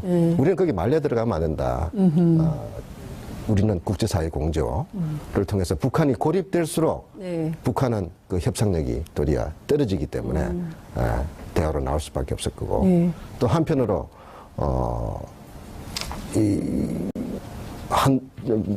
이 무한궤도 네. 이탈 폭주한 기관차가 궤도를 이탈하지 않도록 관리해 나가는 네. 노력도 같이 돼야 되죠. 그 노력 중에 가장 기초는 역시 우리가 튼튼한 안보 역량입니다. 네. 그래서 비록 뭐 한미 공조 괜찮습니다. 지금 잘 되고 있습니다. 예. 국가 대 국가, 정부 대 정부로서. 그러나 우리가 미국의 요구를 모든 걸 다 수용할 수는 없지 않습니까? 우리는 주권 국가입니다. 네. 또 우리 안보에 우리가 최선적인 핵심적 이익 부분을 우리가 지켜내야 되는 것입니다. 네. 그런 관점에서 부분적으로는 서로 협의를 더 해야 될 부분들이 있고 당장 합의를 못하는 부분들도 있고 하지만 전체적으로 네. 북한에 대해서 우리가 한미 동맹 역량으로 북한이 도발하고 무도한 도발, 전쟁 직전까지 가는 이런 네. 과도한 행동들을 자제시키기 위해서는 역시 우리 대양 안보 역량이 강화돼야 된다는 부분들을 분명히 하고 있고요. 네. 또 필요시는 우리 미국의 전략 핵 자산들을 네. 갖고 오지 않습니까? 네. 근데 최근에 항공모함 안 들어오고 있지 않습니까? 전략 폭격기 안 들어오고 있습니다. 예, 예. 우리도 이제 자극하지 않겠다는 한미 간의 나름대로 지금 보조를 맞추고 있는 것입니다. 북한한테도 그런 부분들이 긍정적인 또 건설적인 시그널로 가기를 바랍니다. 네. 또 문자가 들어와 있습니다. 저는 하나도 불안하지 않습니다. 민주당과 문재인 대통령의 정책을 믿고 반드시 이루어지리라 확신하고 있거든요. 민주당 당원이 보내시고 있습니다. 의원님 지역구 사무실에서 나온 거 아니죠?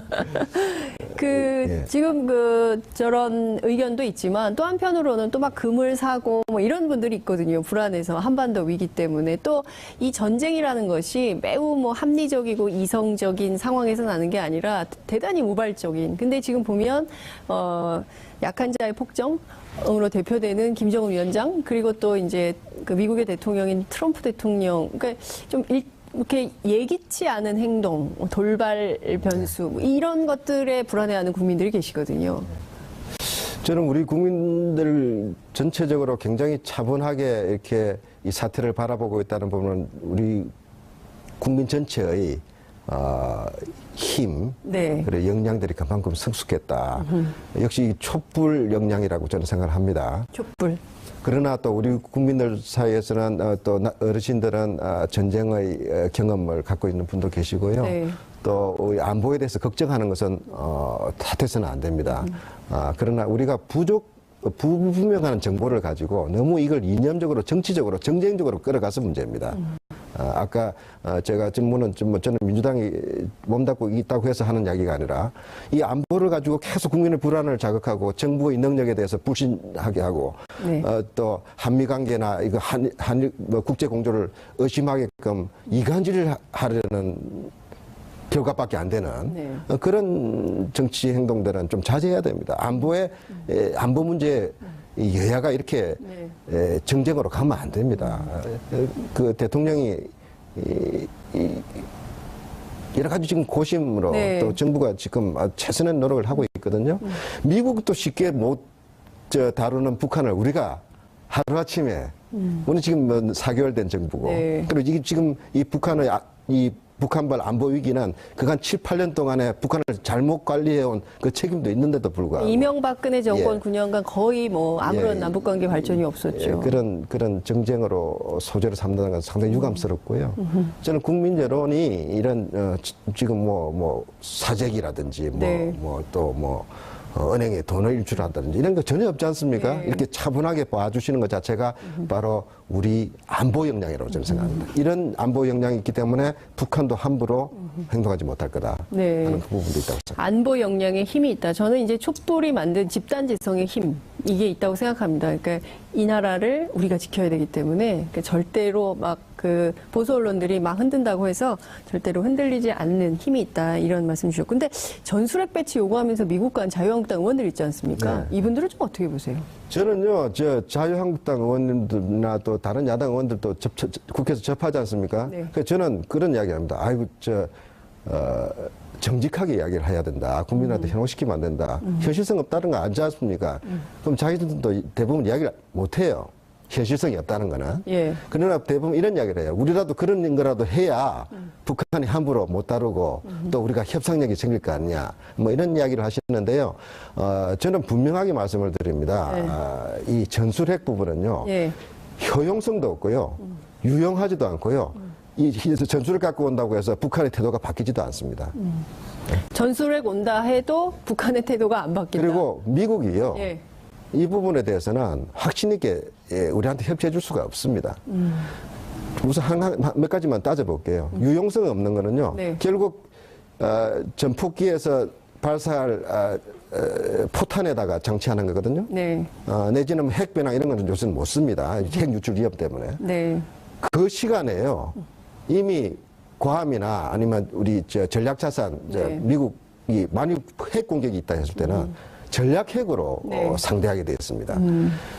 그리고 전술핵에 대해서 자꾸 헷갈리게 만드는데 실제적으로 전술핵은 소형화된 무기인데요. 네.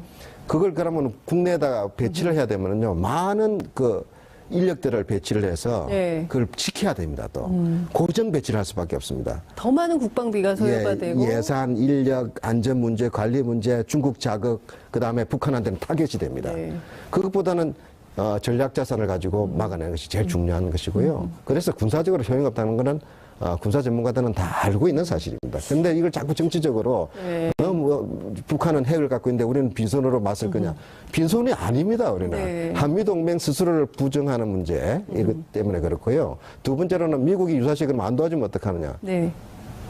미국이 안 도와준다고 하는 전제 자체는 지금 한미동맹 자체를 스스로 무력화하는 거고요. 미국은 이미 주한미군이 2만 7천 명 지금 주둔하고 그러니까요. 있습니다. 예. 미국도 대한민국에 대해서 이해관계가 있기 때문에 그렇게 뭐 한국 포기론 이런 건 비현실적인 이야기입니다. 알겠습니다. 전술핵 배치에 대해서 국내에 굉장히 많은 논란이 있지만 지금 이게는 효용성도 그리고 또 유용하지도 않고 오히려 북한을 자극할 뿐이다라는 김한정 의원님의 말씀 잘 들었습니다. 오늘 말씀 여기까지 듣죠. 고맙습니다. 네, 감사합니다. 네.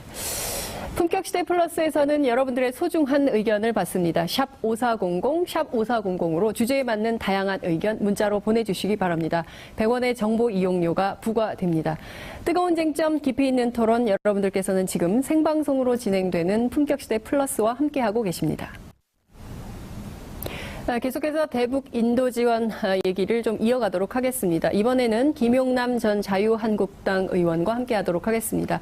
시청자 여러분들께서도 많이 함께해 주시면 좋을 것 같습니다. 샵 5400, 샵 5400으로 다양한 의견 함께 보내주시면 좋겠습니다. 지금 현재 페이스북 라이브로도 함께하실 수 있거든요. 그러니까 주변에 많이 알리셔서요.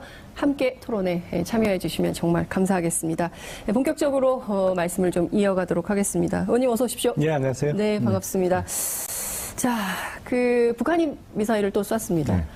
우리는 대북 인도 지원을 하겠다 이렇게 800만 달러나 이렇게 얘기를 했는데 북한이 미사일로 화답을 한 셈인데 이 사태는 좀 어떻게 보십니까?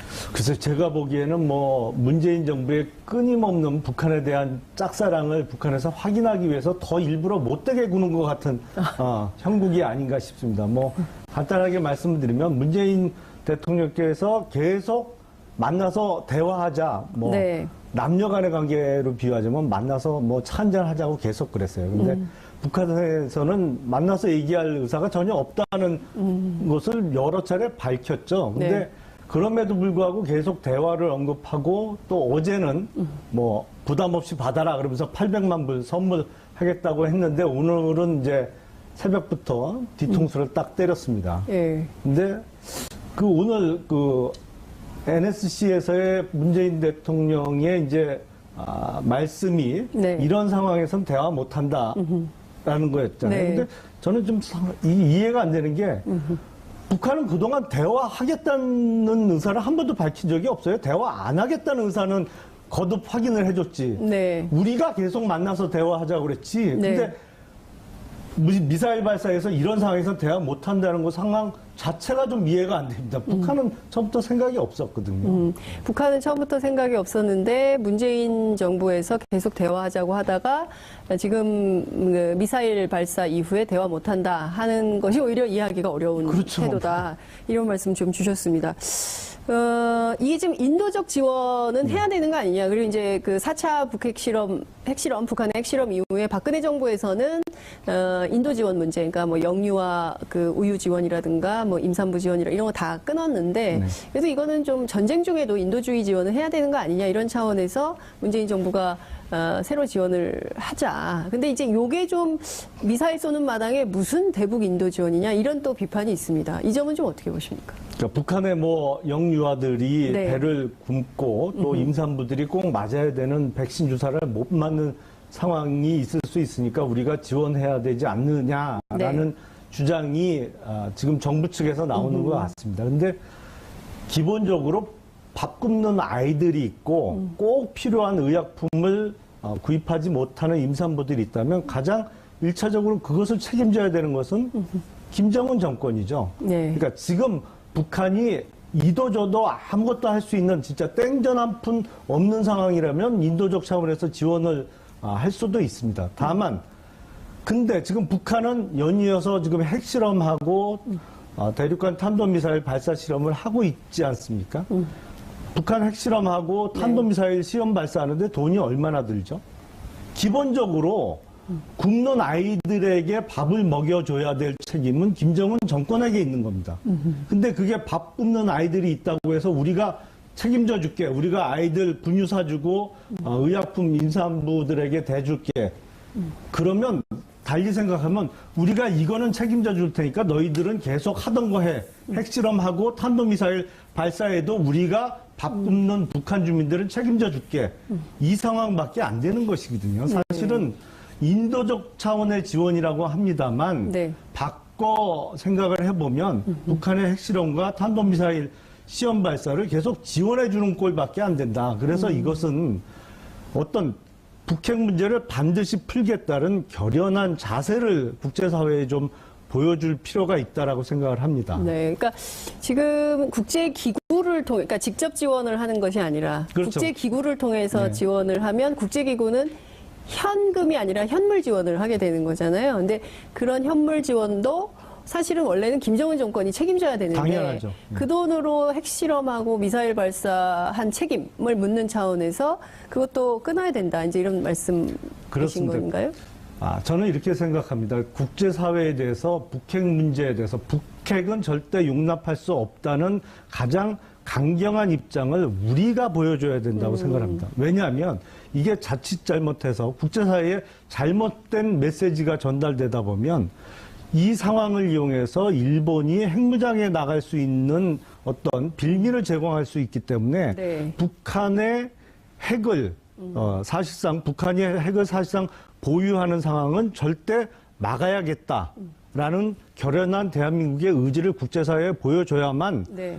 일본의 핵무장도 막을 명분이 생긴다라고 생각을 합니다. 네. 근데 이제 이번에 통과된 유엔 안보리 결의안 2375호를 보면 이 26항에 이런 내용이 있습니다. 이번 제재는 북한 주민들에게 부정적인 인도적 영향을 의도하거나 주민들의 이익을 위해서 지원 및 구호 활동을 하는 국제기구 또는 비부정적 영향을 미치거나 활동을 제한하는 것을 의도하지 않는다라는 내용이 포함이 되어 있거든요. 저 이제 나가 있습니다. 화면으로도 여러분들 보실 텐데 사실 국제기구에서도 이런 인도 지원은 해야 된다라는 입장인 걸로 보이거든요. 유엔에서는 뭐 그렇게 얘기할 수가 있죠. 그리고 네. 유엔 같은 국제기구는 사실 뭐 저거는 안보리 결의안 아니겠습니까? 네. 그러니까 안전보장 이사회도 있습니다만 유엔 산하의 여러 가지의 구호 활동을 하는 뭐 그 기관들이 많이 있죠. 뭐 네. 이번에도 우리가 800만 불을 지원하게 되면 그게 세계 식량 계획하고 유니세프 등으로 들어갑니다만, 그러니까 유엔에서 안보리에서 유엔 산하에 있는 다른 기관의 활동도 전면 금지한다. 이런 결의를 할 수 있을 거라고 기대하기는 좀 어렵고요. 네. 뭐 표현을 하자면 이런 공자님 말씀 정도는 하나 끝에 붙여놓을 수가 있습니다만 네. 이것을 이유로 해서 국제사회 다른 나라보다도 대한민국이 북한 지원에 적극적으로 나서는 모양은 절대로 보여줘서는 안 된다라고 생각합니다. 그렇군요. 북한이 미사일을 발사했지만 그래도 정부는 대북 인도 지원에 변함이 없다라는 입장이 나왔습니다. 이런 결정을 한 문재인 정부에 대해서는 좀 어떻게 평가하세요? 그러니까 이게 보기에는 갈짓자 행보로 보이는 겁니다. 갈짓자 그러니까 행보다. 어느 날은 대화를 얘기했다가 그 다음 날은 응징을 얘기했다가 또 며칠 있다가는 대북 지원을 하겠다고 하고, 그러니까 이게 제가 아는 분이 네. 미국에 가서 미국 워싱턴 D.C.에서 좀 이야기를 나눠봤는데 네. 미국 이제 정가나 외교계에 있는 사람들의 질문이 도대체 한국의 입장이 뭐냐? 북핵 문제와 관련해서 아니면 북한과 관련해서 한국의 입장이 뭐냐? 대화로 계속 풀자는 얘기냐? 아니면 제재를 통해서 북핵 문제를 푸는 소위 이란형 핵 해결 모델로 가자는 거냐? 네. 그걸 대단히 헷갈려 한다고 합니다. 근데 그게 제가 보기엔 그럴만해요. 그러니까 이게 지금 오늘 아침에 탄도미사일을 발사했는데도 불구하고 이제 며칠 있다가 최종적으로 결정이 나겠습니다만 네. 인도적 지원이라는 명분 하에 북한에게 800만 불 정도를 지원하는 것 자체가 국제사회에서 보기엔 문재인 정부의 대북 문제 해결하겠다는 도대체 계획이 어떤 건지 좀 혼란스러운 메시지를 줄 수 있다라고 생각을 합니다. 네. 자, 큰 틀에서는 어쨌든 한반도 평화 체제를 만드는 것이 이제 문재인 정부의 구상이다. 물론 이제 그것은 박근혜 정부도 같았습니다. 역대 정부가 다 그렇죠. 역대 정부가 모두 이제 한반도 평화와 안정을 이제 주요 정책으로 삼고 있는데요. 앞서 이제 저희가 김한정 더불어민주당 의원 인터뷰를 했는데 사실상 오늘날 북핵 위기가 이렇게 더 심각하게 된 것은 자유한국당 책임이 매우 크다. 이명박 박근혜 정권 9년간 남북 관계를 위해서 무엇을 했냐? 부끄러워해야 된다. 이제 이런 비판을 하셨습니다. 어떻게 보십니까? 한마디로 적반하장이라고 생각을 합니다. 적반하장. 그러니까 네. 이명박 박근혜 정부에서 네. 북한이 북핵 개발을 시작했다면 그렇게 얘기할 수도 있겠죠. 근데 아시는 바와 같이 북한이 핵 개발을 시작한 것은 1990년대 중후반부터입니다. 네. 근데 그때 1994년도에 김일성 사망 이후에 네. 북한이 경제적으로 매우 공공해졌죠. 그래서 그렇죠. 고난의 소위 행군. 고난의 행군이라고 95년. 하는 네. 수백만 명이 굶어 죽었다고 하는 통계에도 안 잡힐 정도로 그런 어려운 시기에 사실은 김대중 정부와 노무현 정부가 적극적인 대북 지원을 통해서 네. 김정일 정권의 체제를 좀 안정화시켜준 측면이 있고요. 그럼 김대중 대통령께서 그렇게 말씀을 하셨어요. 그때 대북 지원을 계속 소위 햇볕 정책이라는 이름으로 할 때 네. 이거 돈 갖다 주면 북한에서 이거로 핵 개발할 거다라는 그 일각의 지적에 대해서 북한은 핵을 개발할 의사도 없고 능력도 없다. 북한이 핵을 개발한다면 내가 책임지겠다. 이건 공개적으로 다 당시 김대중 대통령께서 하신 말씀이니까 그랬습니다만 사실은 북한은 끊임없이 북핵을 개발했고 2002년도에 아직까지 복귀하지 않고 있는 최종적으로 NPT 그러니까 핵 확산 방지 조약의 핵 확산 탈퇴를 금지 조약. 핵 확산 금지 조약의 예. NPT 탈퇴를 하죠. 예. 그리고 아직 복귀하지 않은 상태입니다. 그리고 노무현 정부 후반기인 2006년 10월에 제1차 핵실험을 하죠. 그러니까 사실은 핵 개발 시작부터 본격적인 핵실험까지는 네. 김대중 정부와 노무현 정부에서 시행이 된 것이고 그 이후에 추가적인 핵실험을 할 때 이명박 박근혜 정부에서 무엇을 했냐. 그때 제재 국면에 들어가기로 시작한 겁니다. 근데 네. 제재가 아무래도 중국도 있고 러시아도 있다 보니까 네. 북한이 핵 개발 의지를 포기할 정도로 강한 제재가 못 들어갔던 것이지 네. 그 아무것도 안 하고 오히려 핵 개발을 이명박 박근혜 정부가 도와줬다라는 민주당의 주장은 그야말로 적반하장이라고 말씀드릴 수밖에 없습니다. 민주당의 주장은 적반하장이다. 이제 이런 말씀을 주셨는데요. 그 통일부 부대변인이 이런 얘기를 했습니다. 왜 지금 문재인 정부가 그 대북 인도 지원이 시급하다고 판단한 거냐? 왜 갑자기 대북 인도 지원을 결정했냐?라고 했더니 기자들에게 이런 설명을 했어요. 지금 이번에 나온 유엔 결의안은 역대 유엔 결의안 가운데 가장 강력한 제재안이다. 따라서 주민 피해가 우려가 되기 때문에 경제적으로 굉장히 주민들이 어려워져서 그 문제와 관련해서 국제기구를 통한 지원이 시급하다고 판단했다. 이게 통일부 관료의 입장인 것인데요. 실제 자유한국당은 북한 인권에 대해서 관심이 굉장히 많은 정당 아닙니까? 그럼 북한 주민들의 삶을 위해서는 이런 지원은 필요한 거 아니냐? 이런 판단도 가능하지 않을까요? 그거는 이제 북한 인권법의 내용에 대해서 네. 조금 오해가 있으신 예, 것입니다. 예. 그리고 북한 인권법의 주된 내용은 네. 북한에서 억울하게 정치적인 이유로 탄압받고 여러 가지 표현의 자유가 됐던 어떤 사상의 자유가 됐던 네. 이런 것을 북한의 정치적 폭력적인 네. 정권에 의해서 탄압받고 억울하게 옥살이하고 있는 북한 주민들의 인권을 지켜주자. 그래서 지금 자행되고 있는 북한 주민들의 인권에 대한 탄압 사태를 좀 나중에 통일이 된 이후에 책임을 네. 물을 수 있는 시스템을 만들어 놓자라는 것이 북한 인권법의 주된 내용입니다. 정치적 자유. 그렇죠. 네, 예. 그리고 앞서 말씀드린 대로 밥 굶는 주민이 있으면 그 주민들에게 배불리 먹게 해줘야 될 가장 일차적인 책임은 김정은 정권에게 있는 것이고 네. 김정은 정권이 북한 주민에게 밥을 먹일 돈으로 핵 개발하고 엉뚱한 짓 하면 그걸 못하게 해야지 그거는 계속할 수 있게 북한 주민에게 어린이나 임산부에게 네. 분유를 제공하고 의약품을 제공하는 것은 도와주는 꼴밖에 안 되는 것이죠. 그러니까 통일부 관계자의 예. 말은 논리적인 좀 모순이 있다라고 생각을 합니다. 그렇군요. 의원님께서는 인도주의는 뭐라고 생각하십니까? 글쎄요, 뭐 갑자기 철학 시간으로 넘어가셔서. 네. 네. 어쨌든 지금 상황에서는 인도 지원 문제, 그리고 또 이 미사일과 핵실험에 대해서는 좀 분리해서 대응할 필요가 있다. 그러니까 종국에는 우리가 전쟁을 하지 않기 위해서, 뭔가 노력이 좀 필요한 거 아니냐라는 이제 국민적 공감대가 있는 것인데요. 필요하다면 전쟁 불사 이런 주장을 하시는 분들도 계세요. 그런 지적은 좀 어떻게 보십니까? 글쎄요, 근데 전쟁은 막아야겠죠. 근데 세계사적으로 보면 네. 전쟁을 안 하겠다, 평화적으로 해결하겠다라고 평화와 대화를 거듭 주장하는 것이 오히려 역설적으로 네. 전쟁을 부르는 주문과 같이 작용한 예가 많이 있습니다. 네. 뭐 예를 들자면 히틀러가 유럽을 계속 침공해 나가기 시작할 때 영국의 당시 체인벌린 수상이 평화적으로 해결하겠다. 네. 평화에 매달리다가 한마터면 영국까지 독일에 항복할 상황까지 몰려갔었죠. 물론 이제 그 이후에 처칠 수상으로 바뀌면서 네. 미국과 합심해서 독일과 대항하게 됐습니다만 또 우리나라 역사를 보더라도 조선조 선조 때 왜군은 절대 조선을 침략하지 않는다는 동인 세력과 선조의 오판으로 인해서 뭐 거의 왜군이 말을 달려오듯이 그냥 한양까지 바로 진격해서 네네. 수백만 명의 당시 백성들이 도륙을 당했습니다. 네. 그런데 역설적으로 전쟁을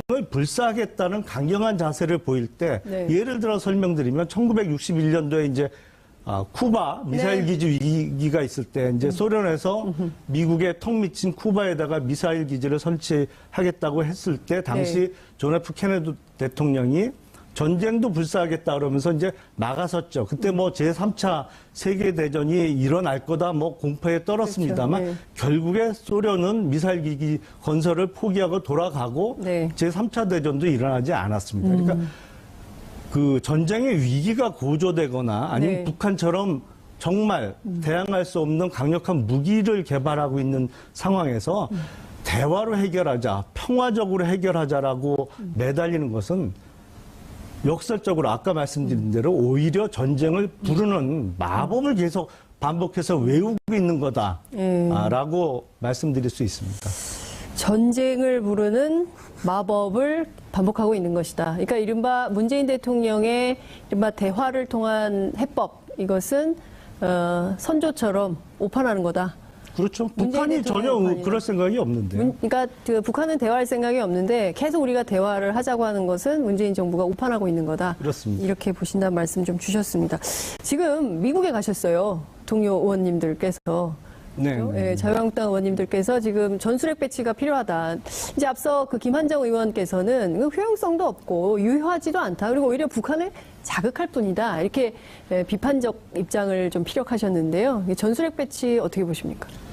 물론 전술핵하고 전략핵하고는 네. 뭐 차이가 많이 납니다. 그렇습니다. 사실 전략핵을 당해낼 방법은 없죠. 네. 하지만 핵에 맞설 수 있는 유일한 방법은 핵밖에 없기 때문에 네. 그렇다고 지금 우리가 NPT를 탈퇴하고 독자적인 핵 개발을 하겠다고 나설 수 있는 상황은 아니지 않습니까? 네. 그러니까 지금 전술핵을 재배치하자는 것은 네. 우리나라 안에 주둔하고 있는 주한 미군이 전술핵을 다시 네. 한반도 내에 들여오는 것을 얘기하는 것입니다. 그렇게 되면 우리나라가 NPT 탈퇴를 할 필요도 없고요. 네. 이미 핵 보유국으로 인정받고 있는 미군이 핵을 보유하는 것이기 때문에 국제사회에서 문제가 될 게 없습니다. 그러니까 네.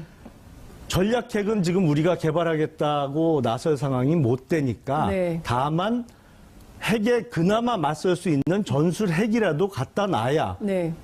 그러니까 전쟁은 힘이 어느 정도 엇비슷할 때 오히려 억지력을 발휘할 수 있는 것이지 네.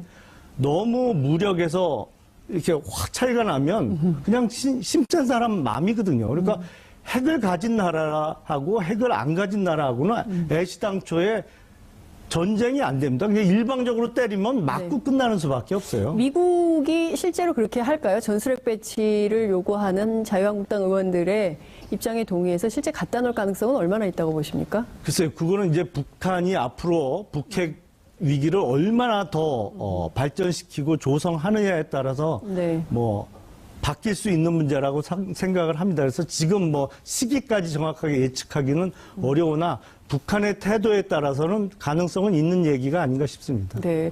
오히려 동아시아를 화약고 만드는 거 아니냐. 일본도 가지려고 할 거고 대만도 가지려고 하면 그게 감당이 되겠냐 국제사회가. 오히려 국지전 발발 요소를 극대화하는 거 아니냐 이런 비판도 있어요. 그러니까 북한이 반드시 핵을 포기하게 만들어야 되는 거죠. 안 그러면 연쇄적인 아까 말씀드린 네. 대로 일본도 핵무장을 하겠다고 주장하고 나설 수가 있고 네. 또 중국과 대만 간의 관계가 더 악화된다면 뭐 대만도 입장 변화가 있을 수가 있는 것이고요. 그러니까 이 중동을 왜 세계 화약고라고 했지 않습니까? 근데 네. 북한이 동아시아 지역을 지금 화약고로 만들고 있는데 그래서 반드시 북핵은 포기시켜야 된다라고 생각을 합니다. 일종의 공포의 균형이 필요하다. 이런 말씀 주신 걸로 정리하도록 하겠습니다. 오늘 말씀 잘 들었습니다. 고맙습니다. 네, 감사합니다. 네, 지금까지 지역 갈등의 원인이 돼버려서 더욱더 안타까운 특수학교 설립 문제 그리고 대북 인도 지원 문제에 대해서 찬반 의견을 각각 들어봤습니다. 시청자 여러분들께서는 어떻게 보셨습니다. 역시 판단은 시청자 여러분, 현명한 시민의 몫입니다. 현명한 시민들을 위한 시사 토크쇼 품격시대 플러스 여기서 마무리하도록 하겠습니다. 저는 다음 주 금요일에 다시 특수학교 설립이 번번이 좌절된 경험이 있기 때문에 네. 그래서 이제 여러 가지 가능성들을 탐색하면서 이제 가려고 노력했던 점이 있는 거죠. 그래서 저는 지금이라도 가장 중요한 게 장애인 학부모님들의 무릎을 꿇는 그 절절함. 네.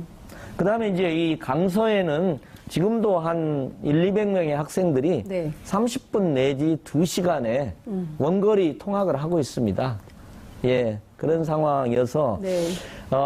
물론 뭐 이제 예를 들면은 한 8개 구에는 네. 특수학교가 없는 경우도 있어요. 그래서 강서 주민들께서 저희한테 항의하실 때, 네.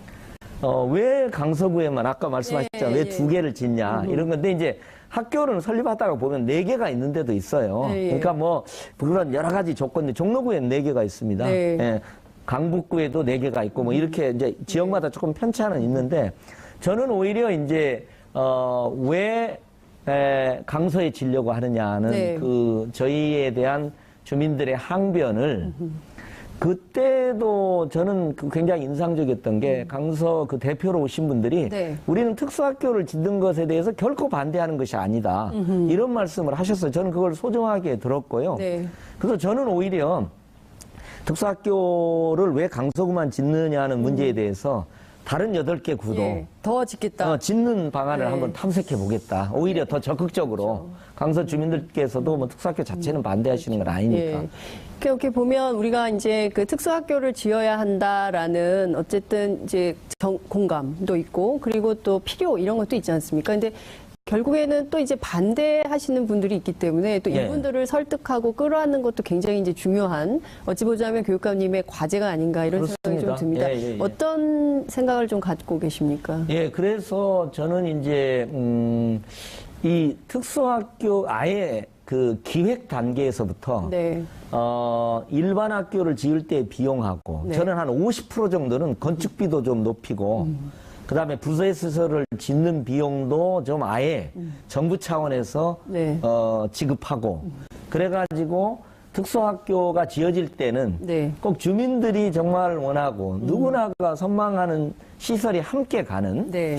그런 방식으로 가면은 좋겠다 이렇게 네. 생각을 하고요. 가장 중요한 건 저는 이번 그 장애인 학부모의 무릎 꿇은 그 한 장의 사진이 불러일으키는 공감이 네. 앞으로 특수학교를 짓는데 훨씬 더 굉장히 그 반대가 적어지지 않을까 저는 그렇게 기대를 하고 있습니다. 그러니까 지금 뭐 이제 인터넷 상에도 몇 가지 사례들이 이렇게 다니는 것 같아요. 예. 특히 이제 인천 같은 청선학교인가요? 여기도 이렇게 주민들 합의로 이거 그렇습니다. 필요한 거고 왜 그 특수학교가 혐오시설이냐? 예, 뭐 맞습니다. 특수학교 노인시설 혐오시설 아니다. 이거 오히려 옛날에는 그 저기 중학교 학생들이 막 담배 피고 네. 뭐 이런 것도 있고 그랬는데 오히려 동네가 더 조용해졌다. 이제 이런 또 얘기들이 나오고 예, 있더라고요. 예, 그래서 예. 일종의 제일 중요한 게 사회적 합의. 그렇습니다. 그러니까 사회적 합의를 만들어가는 과정은 이제 저희처럼 네.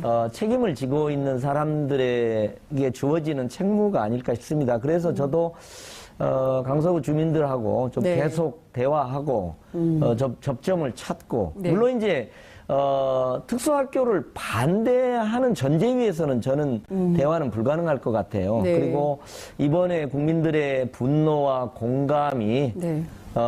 저 교육감에게 이렇게 명령한 게 저는 그건 것 같아요. 특수학교는 전제로 네. 앞으로 가라. 어, 그러나 이제 아까 말씀하신 예. 것대로 주민과의 또 접점을 찾는 노력은 행정 책임자로서 하라. 네. 저는 그런 말씀으로 명령으로 저는 받아들였습니다. 오늘 기사 제목이 하나 나왔습니다. 특수학교는 국민의 명령이다. 아, 예. 그런 국민의 명령을 받고 계속 하겠다. 그래서 또 예. 이제 사회적 합의를 만들어 가겠다. 이제 이런 말씀 주신 걸로 이해하도록 하겠습니다. 교육감님 나오셨으니까 몇 가지 교육 정책 좀 덧붙여서 좀 여쭤보도록 하겠습니다. 새 정부가 이제 출범한 지 100일 지나고 있는데요. 자사고, 외고 폐지하겠다. 네. 이렇습니다. 큰 틀에서 보면은 우리가 이 새 정부의 교육 정책이 어느 방향으로 가는 거냐. 특히 이제 교육감님께서도 뭐 이제 내년 선거도 있긴 합니다만 그래도 이제 갖고 계실 것 같은데요. 좀 큰 틀에서는 좀 어떻게 보시는지요? 예, 아니 저 진짜 여기 이 네.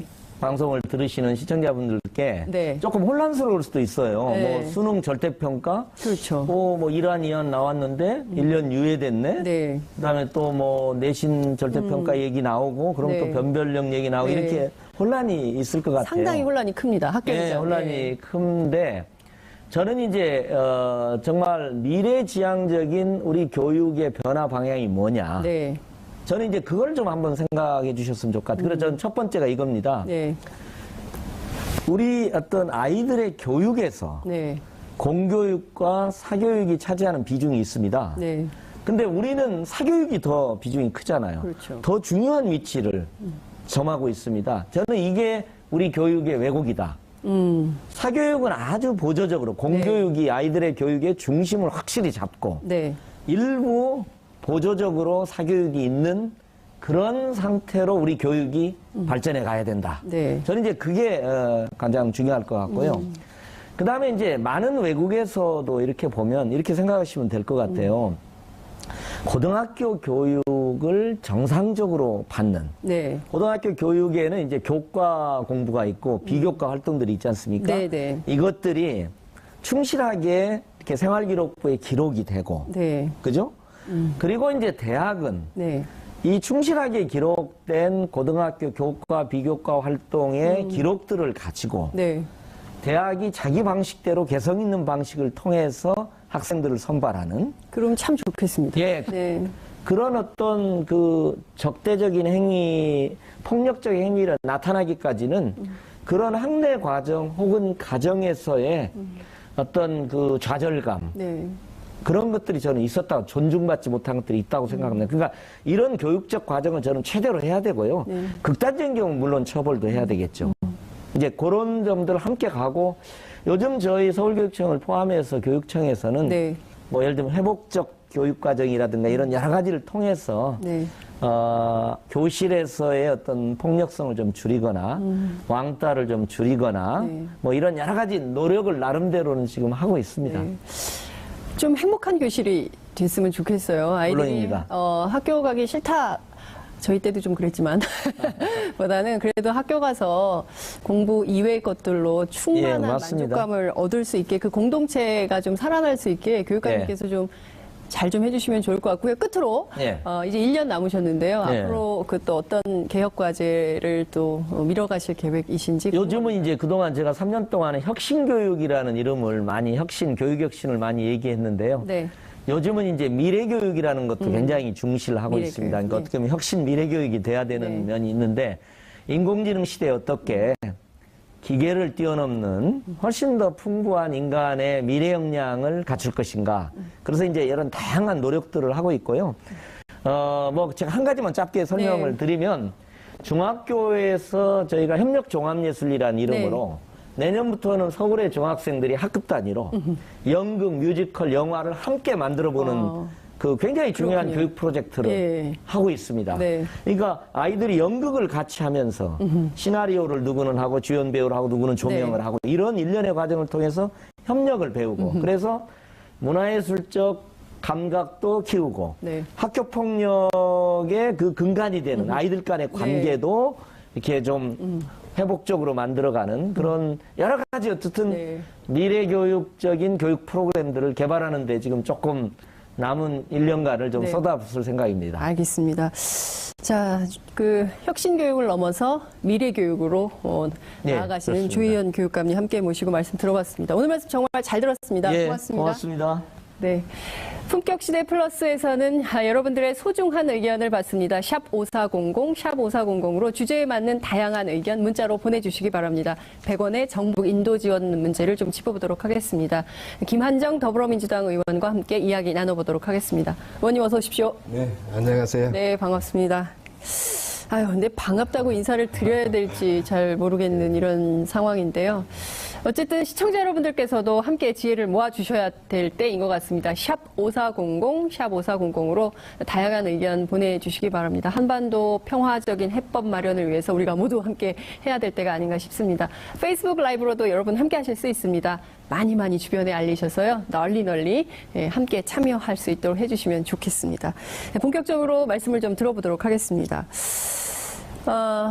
문재인 정부에서 그 대북 인도 지원을 하겠다, 800만 달러 지원 입장을 밝혔는데 바로 또 쐈습니다. 어떻게 봐야 될까요? 좀 공교롭게 됐죠. 네. 근데 북한은 대한민국을 난처하게 만드는 데는 특별한 재주를 가진. 대한민국을 난처하게 만드는 특별한 재주. 야. 사실 이게 좀 엇박자가 난 건데요. 네. 북한의 미사일 발사는 예견되어 왔습니다. 그러나 우리가 언제 할지는 모니터링하고 있었고, 네. 대북 인도주의 지원은요 별개의 사안입니다. 네. 우리 정부는 북한의 도발에 대해서 엄정하게 단호하게 대처한다. 그리고 국제 공조를 통해서 강화된 압박 그리고 제재를 해나가겠다 하는 한 축이 있습니다. 이거는 사태 악화를 방지하고 네. 또 북핵 해결의 출구를 만들기 위한 입구를 만들기 위한 그런 전략이고요. 네. 이 인도 지원 문제는 별개의 문제입니다. 우리는 이 문제를 결부시키지 않겠다. 문재인 정부는 네. 그렇게 생각하고 있습니다. 왜냐하면요, 대북 제재 결의안 자체도 인도주의적 문제는 배제하고 있습니다. 네. 우리 정부가 인도주의적 문제를 가지고 북한하고 협상하겠다 그건 아닙니다. 네. 이거는 마땅히 해야 될 일인데 그동안 못 해왔습니다. 네. 2015년 이후로 지금 20몇 개월 동안 아이들한테 주는 분유, 의약품 같은 것도 안 해왔거든요. 네. 그런데 그 사이에 우리만 안 했지 국제사회는 해왔습니다. 그러니까 우리는 4차 핵실험 이후에 박근혜 정부에서 영유아 분유 지원 이런 것들을 싹 다 끊었는데 그래도 국제사회는 해왔다는 거죠. 그럼요. 저 월드 푸드 프로그램이나 네. 유네스코나 또 네. 다양한 국제기구, 네. 비정부 단체들은 네. 인도주의적 물품에 대해서는 꾸준히 지원을 해왔습니다. 네. 우리도 이제 그 부분 다시 복귀한 것이죠. 네. 그렇게 봐야 될 것입니다. 다만 지원 발표를 하자마자 북한이 미사일 실험을 해서 네. 우리 정부가 좀 난처하게 됐습니다. 예. 국민들이 이 부분에서 오해가 없도록 저희들도 충분히 설명해 나갈 생각입니다. 예. 자, 그 인도 지원이라는 게 어떤 인도주의, 인도 지원 이런 게 어떤 거니? 그러니까 이를테면 아니 북한이 또 미사일을 쐈는데 왜 또 북한에다가 돈을 갖다 주느냐?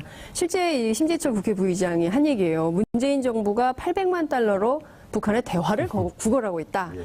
북한 제재한 잉크가 마르기도 전에 북한에 돈 퍼줄 생각부터 하냐? 이런 비판이 있거든요. 지금 근데 자유한국당 인도주의는- 이분들은요. 네, 자유한국당. 지난 8년 동안 집권했던 사람들입니다.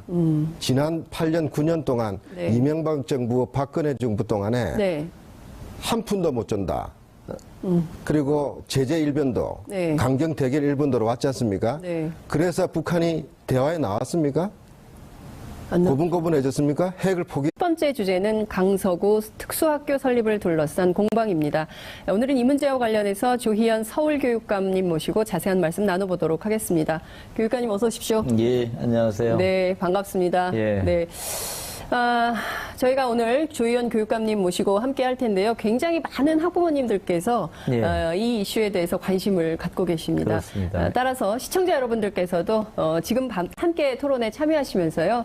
샵 5400, 샵 5400으로 다양한 의견 문자로 보내주시기 바랍니다. 지금 현재 페이스북 라이브로도 함께 하실 수 있거든요. 주변에 널리 알려서 우리 조희연 교육감님의 입장 그리고 우리 이 특수학교 문제 어떻게 해결하면 좋을지 함께 지혜를 모으는 시간이 됐으면 좋겠습니다. 자, 그럼 본격적으로 얘기를 시작해 보도록 하겠습니다. 많은 국민들이 참 슬펐어요. 그 무릎 꿇은 그 특수학교를 보낼 수밖에 없는 네. 그 어머님들의 호소를 들으면서 많이 슬펐는데요. 어쨌든 이게 좀 찬반 양론이 있는 상황인데 우선 조희연 교육감님께서는 이거 꼭 설립해야 된다 이런 입장이시죠. 어떤 논리적 근거에 기반해서 그런 입장을 강력히 피력하고 계신 겁니까? 예. 우선 그 장애인들의 학습권이라고 할까요? 네. 그리고 교육권은 헌법이 보장하고 있는 권리고 네. 또 법으로 규정되어 있는 겁니다. 그래서 저희가 공교육의 책임을 지고 있는 교육감은 당연히 그걸 보장할 의무가 있는 것이죠. 네. 이제 단지 이에 대한 그 주민들의 반대가 있는 경우가 있기 때문에 네. 이제 현실적으로 지난 한 15년간 못 지었습니다. 네. 그래서 이제 저희가 그런 장애인의 교육권을 이렇게 무참히 이렇게 보장하지 못하는 현실이 지속되면 안 되겠다 이런 생각을 갖고 작년 8월에 일단 최종적으로 이제 행정예고를 하고 추진하기로 그렇게 네. 이제 결정을 하고 지금 추진을 하고 있는 과정인데 이제 그 과정에서 강서 주민들께서 전체 강서 주민이 그러신 건 아니에요. 사실은 일부 주민이시고 많은 또 강서 주민들은 이렇게 동의를 하고 계신 분도 솔직히 있습니다. 저희들에게 그렇게 의견을 표해 주시는 분도 있고요. 솔직히 이제 그런 상황인데 그래도 일부지만 주민들께서 반대하신 분이 있기 때문에 저희가 이제 뭐 그런 민원을 수용하는 의미도 있고 접점을 찾기 위한 노력에서 이제 공청회를 한 1차, 2차를 한 거죠. 근데 이제 그 과정에서 이제 이런 뭐 문제가 발생하고 그랬습니다. 그렇군요. 예. 이게 약간 그 김성태 의원, 자유한국당 의원인데요. 그 동네 이제 지역구 국회의원인데 약간 진실 공방 같은 게 있어요. 그러니까 예컨대 이제 앞서 CJ에서 나왔지만은 교육청이 이 문제와 관련해서 갑자기 입장을 바꿨다라든가 뭐 이런 얘기가 지금 계속 나오고 있는데 실제로 그 우리가 이제 김성태 의원의 주장 그리고 또 우리 서울교육청의 주장 이렇게 엇갈리는 부분들이 있어서 그 예. 문제는 좀 짚고 넘어갈 필요가 있을 것 같아요. 예. 아니, 그러니까 저기 화면에도 나오고 있습니다만은 네. 이 부분은 저는 김성태 의원님께서도 네. 제가 그런 말씀을 드리고 싶어요. 뭐 여러 가지 이제 주민들이 이렇게 민원을 또 의원님을 통해서 얘기를 하기 때문에 뭐 네. 여러 가지 말씀을 하실 수는 있지만 저는 공진초 부지의 특수학교 설립에 대한 어떤 입장이냐. 네. 저는 그렇게 오히려 여쭤보고 싶어요. 근데 이제 김성태 의원에게 질문을 하고 싶다. 예, 어떤 의미에서 그걸 한번 여쭤보고 네, 싶어요. 예. 그간의 과정을 떠나서도 지금 상황에서 이제 김성태 의원님께서 하신 입장은 또 네. 강서 일부 주민들께서 입장은 마곡 지역에 지으라는 겁니다. 마곡에. 예, 마곡에 거기 농업박물관 부지가 있습니다. 네. 거기에 지으라는 거고 실제 저희가 어떤 특수학교를 설립하는 과정이 굉장히 큰 그 사업이지 않습니까? 그래서 이제 의견 수렴도 하고 대체 부지가 있는지 네. 또 주민들이 어떤 의견인지 국회의원이 어떤 의견인지 시의원이 어떤 의견 이런 것들이 또 수렴 네. 과정이 있는 겁니다. 그래서 저희가 여러 가지 대체 부지를 탐색한 것도 사실이고요. 네. 그러나 이제 2016년 8월에 저희가 행정 예고를 하고는 네. 큰 방향에서는 가는 겁니다.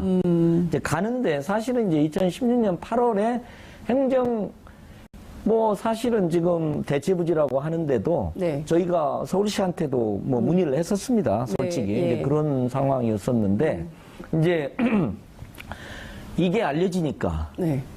마곡지구 주민들 사이에 또 저희들에게 또 민원을 제기하게 됐어요. 그래서 이것은 그 다음에 이제 또 서울시 의회에서도 네. 원래 부지로 가야 된다는 청원 안도 저희들에게 채택을 했어요. 네. 그래서 이것은 안 되는 일이구나. 그래서 2016년 8월 행정예고를 하고 저희가 행정예고를 한다는 얘기는 이제 간다는 얘기입니다. 그렇죠. 그대로 되어진다. 예, 근데 이제 그렇게 되니까 훨씬 더 강력하게 추진 의지가 표명되니까 이제 일부 주민들의 또 민원도 많이 제기되고 네. 또 그걸 또 받아 안아야 되는 의원님들 입장에서는 또 더 강력하게 서울시한테 뭐 대체부지 얘기도 하고 저희한테도 얘기하고 이런 과정인 것입니다. 네. 예, 그렇군요. 그래서 이것은 진실 공방의 의제가 아니다. 저희는 이제 그렇게 생각을 하고요.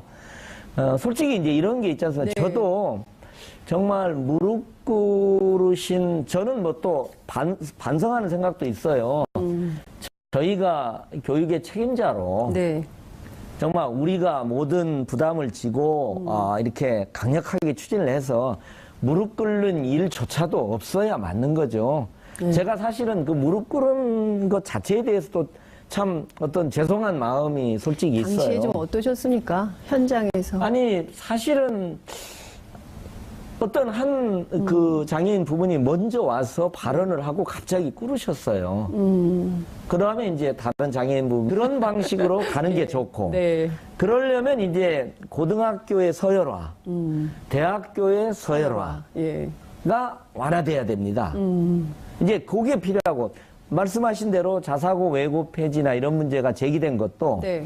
말하자면 고등학교 교육이 정상화되기 위해서는 고교 서열화와 대학 서열화가 완화돼야 됩니다. 네. 그렇지 않으면 이제 그 서열화의 상위에 있는 학교에 들어가기 위한 특목고, 외고 이런 데에 들어가기 위한 경쟁이 치열한 거죠. 스카이 대학을 정점으로 하든 네, 여기에 이제 그렇습니다. 들어가기 위한 경쟁이 치열한 거죠. 예. 이 블랙홀이 있는 한, 이 블랙홀이 있는 한 초등교 교육은 이렇게 황폐화되고 왜곡될 수밖에 없는 거죠. 그래서 저는 우리 국민들께서도 앞으로 궁극적으로는 고등학교 교육 네. 정상적으로 얘기하고 우리가 또 이게 교육이라는 게 아무래도 지적 능력을 배양해가는 과정이기 때문에 네.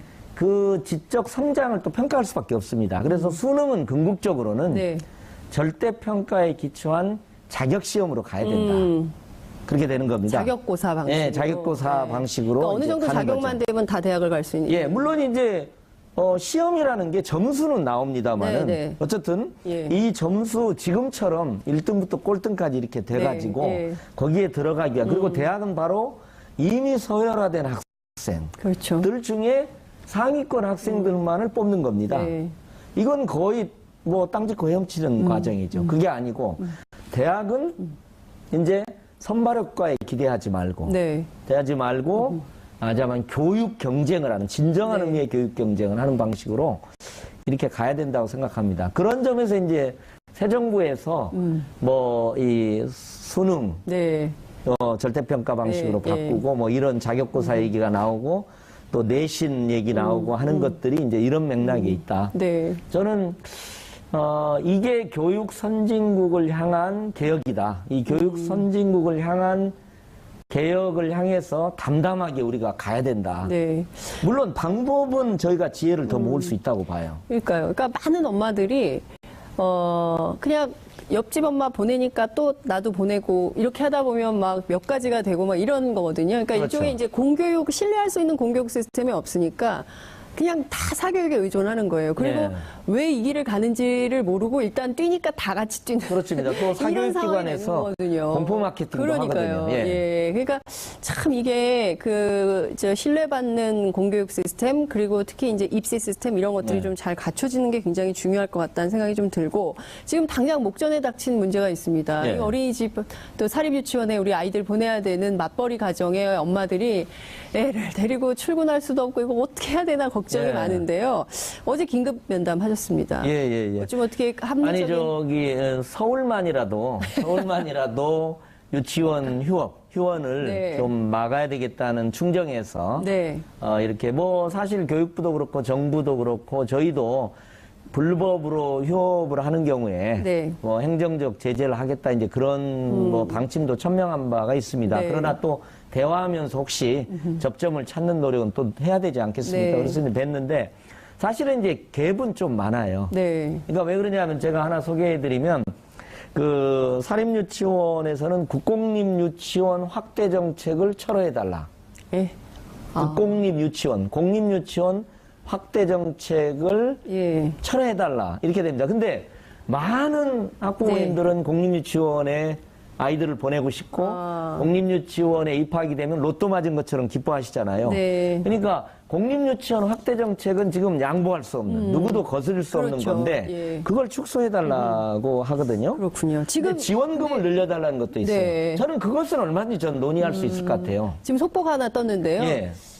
사립유치원 쪽에서 휴업을 철회했다는 예, 소식이 들어와 지금 있습니다. 그건 정말 제가 보기엔 조희연 다행스럽고 교육감님 감사한 일입니다. 역할이 큰 거 아닙니까? 지금 예, 딱 어제도- 말씀하시니까 바로 철회를. 아니, 어제도 네. 지금 이제 이런 학부모님들의 네. 비판적인 시선을 염두에 놓고 우리가 휴업은 하지 말고 네, 왜냐하면 정말 맞벌이 부부 얼마나 힘들겠어요. 네. 그래서 철회하고 네. 여러 가지 이제 뭐 이런 사립유치원 네. 지원이라든지 이런 여러 가지 점들 현실적으로 한번 접점을 찾아보자. 그렇군요. 그리고 저희가 교육부에도 어제 네. 그 사립유치원의 요구사항들을 이렇게 전달도 해드리고 그랬습니다. 그렇군요. 제가 이 말씀 꼭 여쭙고 싶었는데요. 사실 저는 이게 중학생, 여중생 부산 여중생 폭력 사건 그리고 또 강릉 이게 이렇게 여고생들, 여중생들 이런 사건들이 계속 날 때마다 특히 이제 학교 폭력과 관련해서 이 아이들이 도대체 그러니까 처벌 소년법을 개정해야 된다, 처벌을 강화해야 된다 이런 얘기가 나오지만 그 이전 도대체 이 아이들이 왜 이렇게 했을까라는 네. 교육적 접근이 더 필요한 거 아닌가 이런 생각을 했거든요. 예. 이 문제에 조금 시간이 얼마 안 남아 굉장히 짧게 말씀을 좀 드려야 될 것 같은데 그래도 이 문제 말씀을 좀 꼭 좀 듣고 싶습니다. 예. 네. 그러니까 뭐 보통 이 문제에서 이제 엄벌주의 같은 게 있어요. 네. 왜냐하면 또 국민들이 지금 굉장히 많은 분이 엄벌해야 된다 네. 이렇게 이제 얘기를 하는데 또 다른 한편은 이건 어디까지나 학생들이기 때문에 그렇습니다. 교육적으로 풀어야 된다는 또 교육의 또 당위성 같은 게 있습니다. 그래서 이걸 조화시키는 게 이제 필요하고요. 네. 일단 학교 폭력을 다루는 접근법에 있어서 네. 이렇게 많은 좀 변화가 좀 있어야 될 것 같아요. 그래서 어떻게 보면 우리 사회도 저는 이제 이렇게 설명을 네. 합니다. 우리 사회가 굉장히 폭력적이에요. 거칠잖아요. 사실 아이들은 그걸 보고 배우는 겁니다. 그 다음에 치열한 입시 경쟁, 정말 루저와 내가 루저가 되느냐. 그 다음에 입시 경쟁, 성적 경쟁, 아이들 줄 세우기 있잖아요. 아이들이 정말 존중감을 받아볼 기회가 없습니다. 저는 가해자가 된 학생들도 님도 함께 했고 또 이제 일부 주민들께서는 함께 또 무릎을 꿇은 네. 그거에 대한 또 예의를 표하시는 의미를 다 같이 했어요. 자식 키우는 입장들이신데. 예, 그런 의미가 저는 있으셨다고 봐요. 네. 근데 저는 무릎 꿇은 사진이 전 국민의 관심과 공감을 그렇게 공감을 끌어낼 줄 진짜 몰랐습니다. 저 개인적으로는. 아하. 저는 오히려 공청회를 통해서 주민들을 어떻게 설득할까 그런 고민을 갖고 갔었거든요. 네. 근데 그 한 장의 사진, 네. 이게 국민들의 공감과 어떤 연대감과 분노를 촉발하는 걸 보면서 네. 제가 많이 놀랐어요. 우리 국민들의 마음이 이렇게 변하고 성숙하시는구나, 이런 모습이. 1,700만이 나와서 예, 제가 그 공청회에 갈 때만 하더라도 예. 정말 참 조리는 마음으로 갔었습니다. 네. 예, 그런 상황이어가지고 저는 이제 강서구 주민들, 반대하신 일부 주민들도 그렇고 의원님, 김성태 의원님을 포함한 서울시 의원님들도 네. 이렇게 변화된 국민들의 새로운 어떤 태도와 공감과 연대와 분노를 네. 좀 우리가 함께 직시하면서 네. 우리가 조금 한번 접점을 찾아서 네. 이 특수학교가 설립되는 방향으로 한번 함께 노력해 주시면 좋겠다. 네. 이런 생각이 좀 듭니다. 봤더니 오늘 그 서울시 의회 의원들이 네. 기자회견을 해서 예정지였던 그 공진초 그 이적지에 특수학교를 세워야 된다 이런 의견을 좀 모으고 있는 것 그렇습니다. 같습니다. 이전에 청원서도 채택했었고. 김성태 의원에게 질문하고 싶다 이제 이런 말씀을 좀 주셨는데요. 김성태 의원이 어쨌든 지금 뭐 교육청이 갑자기 태도를 바꿨다, 뭐 진실공방 뭐 이렇게 가고 있는데 혹시 뭐 그 전화도 해서 뭐 조현 교육감님한테 뭐 항의하거나 뭐 이런 적도 좀 있으셨습니까? 네, 이번 사건. 그러니까 이제 사실상 네. 2016년 8월 저희가 행정예고를 하기 전까지는 네. 사실 솔직히 그 2016년 8월에 네. 대체부지가 명확히 그다음에 주민들도 충분히 수용한 네. 대체부지가 있었다면 뭐 그럴 가능성도 전 충분히 있었다고 봐요. 왜냐하면 네. 꼭 하나의 된 건 아니잖아요. 네네. 근데 그런 탐색 과정에서 주민이 이미 네. 반대가 되는 거지 않습니까? 그러면 강서 공진초 인근의 주민들 반대는 수용해서 다른 데로 가고 네. 그러면 마곡지구 주민은 어떻게 하겠습니까, 솔직히. 그래서 저희가 이제 2016년 8월에 결정을 할 때는 이건 안 되는 일이구나. 네. 네, 그런 판단을 일차적으로 그렇군요. 했었죠, 뭐. 어쨌든 지금 또 왜 강서구에 하나 더 세우려 하느냐 이런 논란이 좀 있는데요. 우선 예. 그 김성태 의원이 그 어제 그 김어준의 뉴스공장에 출연해서 또 본인의 입장을 피력한 게 있거든요. 그래서 그 얘기를 좀 듣고 예, 또 그러시죠, 그 뭐. 우리 조현 교육감님께서 반론하실 영역이 있으면 예, 반론을 예. 하고 넘어가는 것으로 하겠습니다. 잠깐 얘기를 좀 듣고 넘어가도록 하겠습니다. 주민들과 갈등을 피하고 특수학교도 설립되고 지역 주민들의 오랜 수군도 이루어지길 바라는 관점에서 중재 조정자로서 저는 역할을 다했을 뿐입니다. 이제는 저는 아무런 힘이 없습니다. 올 연초에 마곡의 그 공원, 중앙공원 부지에 정말 최적의 조건인 그 대체부지를 무슨 연유인지 조영 교육감이 입장을 바꿨습니다. 저는 그렇기 때문에 이 폐교된 공진초등학교 자리는 누가 뭐라 그래도 서울교육청 시설입니다. 서울교육청 판단이 우선입니다. 서울시 교육청에서 그 자리에 그렇게 주민들 반발이 있음에도 불구하고 특수학교 짓는다 그러면 어쩔 수가 없는 겁니다, 이거는. 자, 나는 힘이 없다. 김성태 의원께서 힘이 없다라는 얘기를 하면서 이제 반론을 폈는데요. 그러니까 일종의 이제 모든 책임을 조현 교육감에게로 좀 미루는 이런 입장인 것 같아요. 어떻게 보십니까? 예, 그러니까 서울시 교육청의 판단을 존중해 주신다면, 네. 그간의 과정이 어떻든, 네. 지금이라도, 저는 주민들을 설득하고, 네. 특수학교를 전제로 해서 다행히 공진처 부지가 좀 넓어요. 그렇기 때문에 네. 뭐 예를 들면 저희가 일관되게 그렇게 말씀을 드렸습니다. 네. 뭐 예를 들면 예컨대 뭐 한 3분의 2 정도 네. 이 정도는 특수학교를 짓고 특수학교를 짓는 전제로 네. 나머지를 도서관이라든가 주민들이 원하는 시설을 뭐가 좋을지 함께 협의하자 이렇게 이제 네. 말씀을 시민적 합의를 드린 모아가는, 거고요. 예. 지금이라도 어차피 보건복지부에서 네. 한방병원은 불가능하다.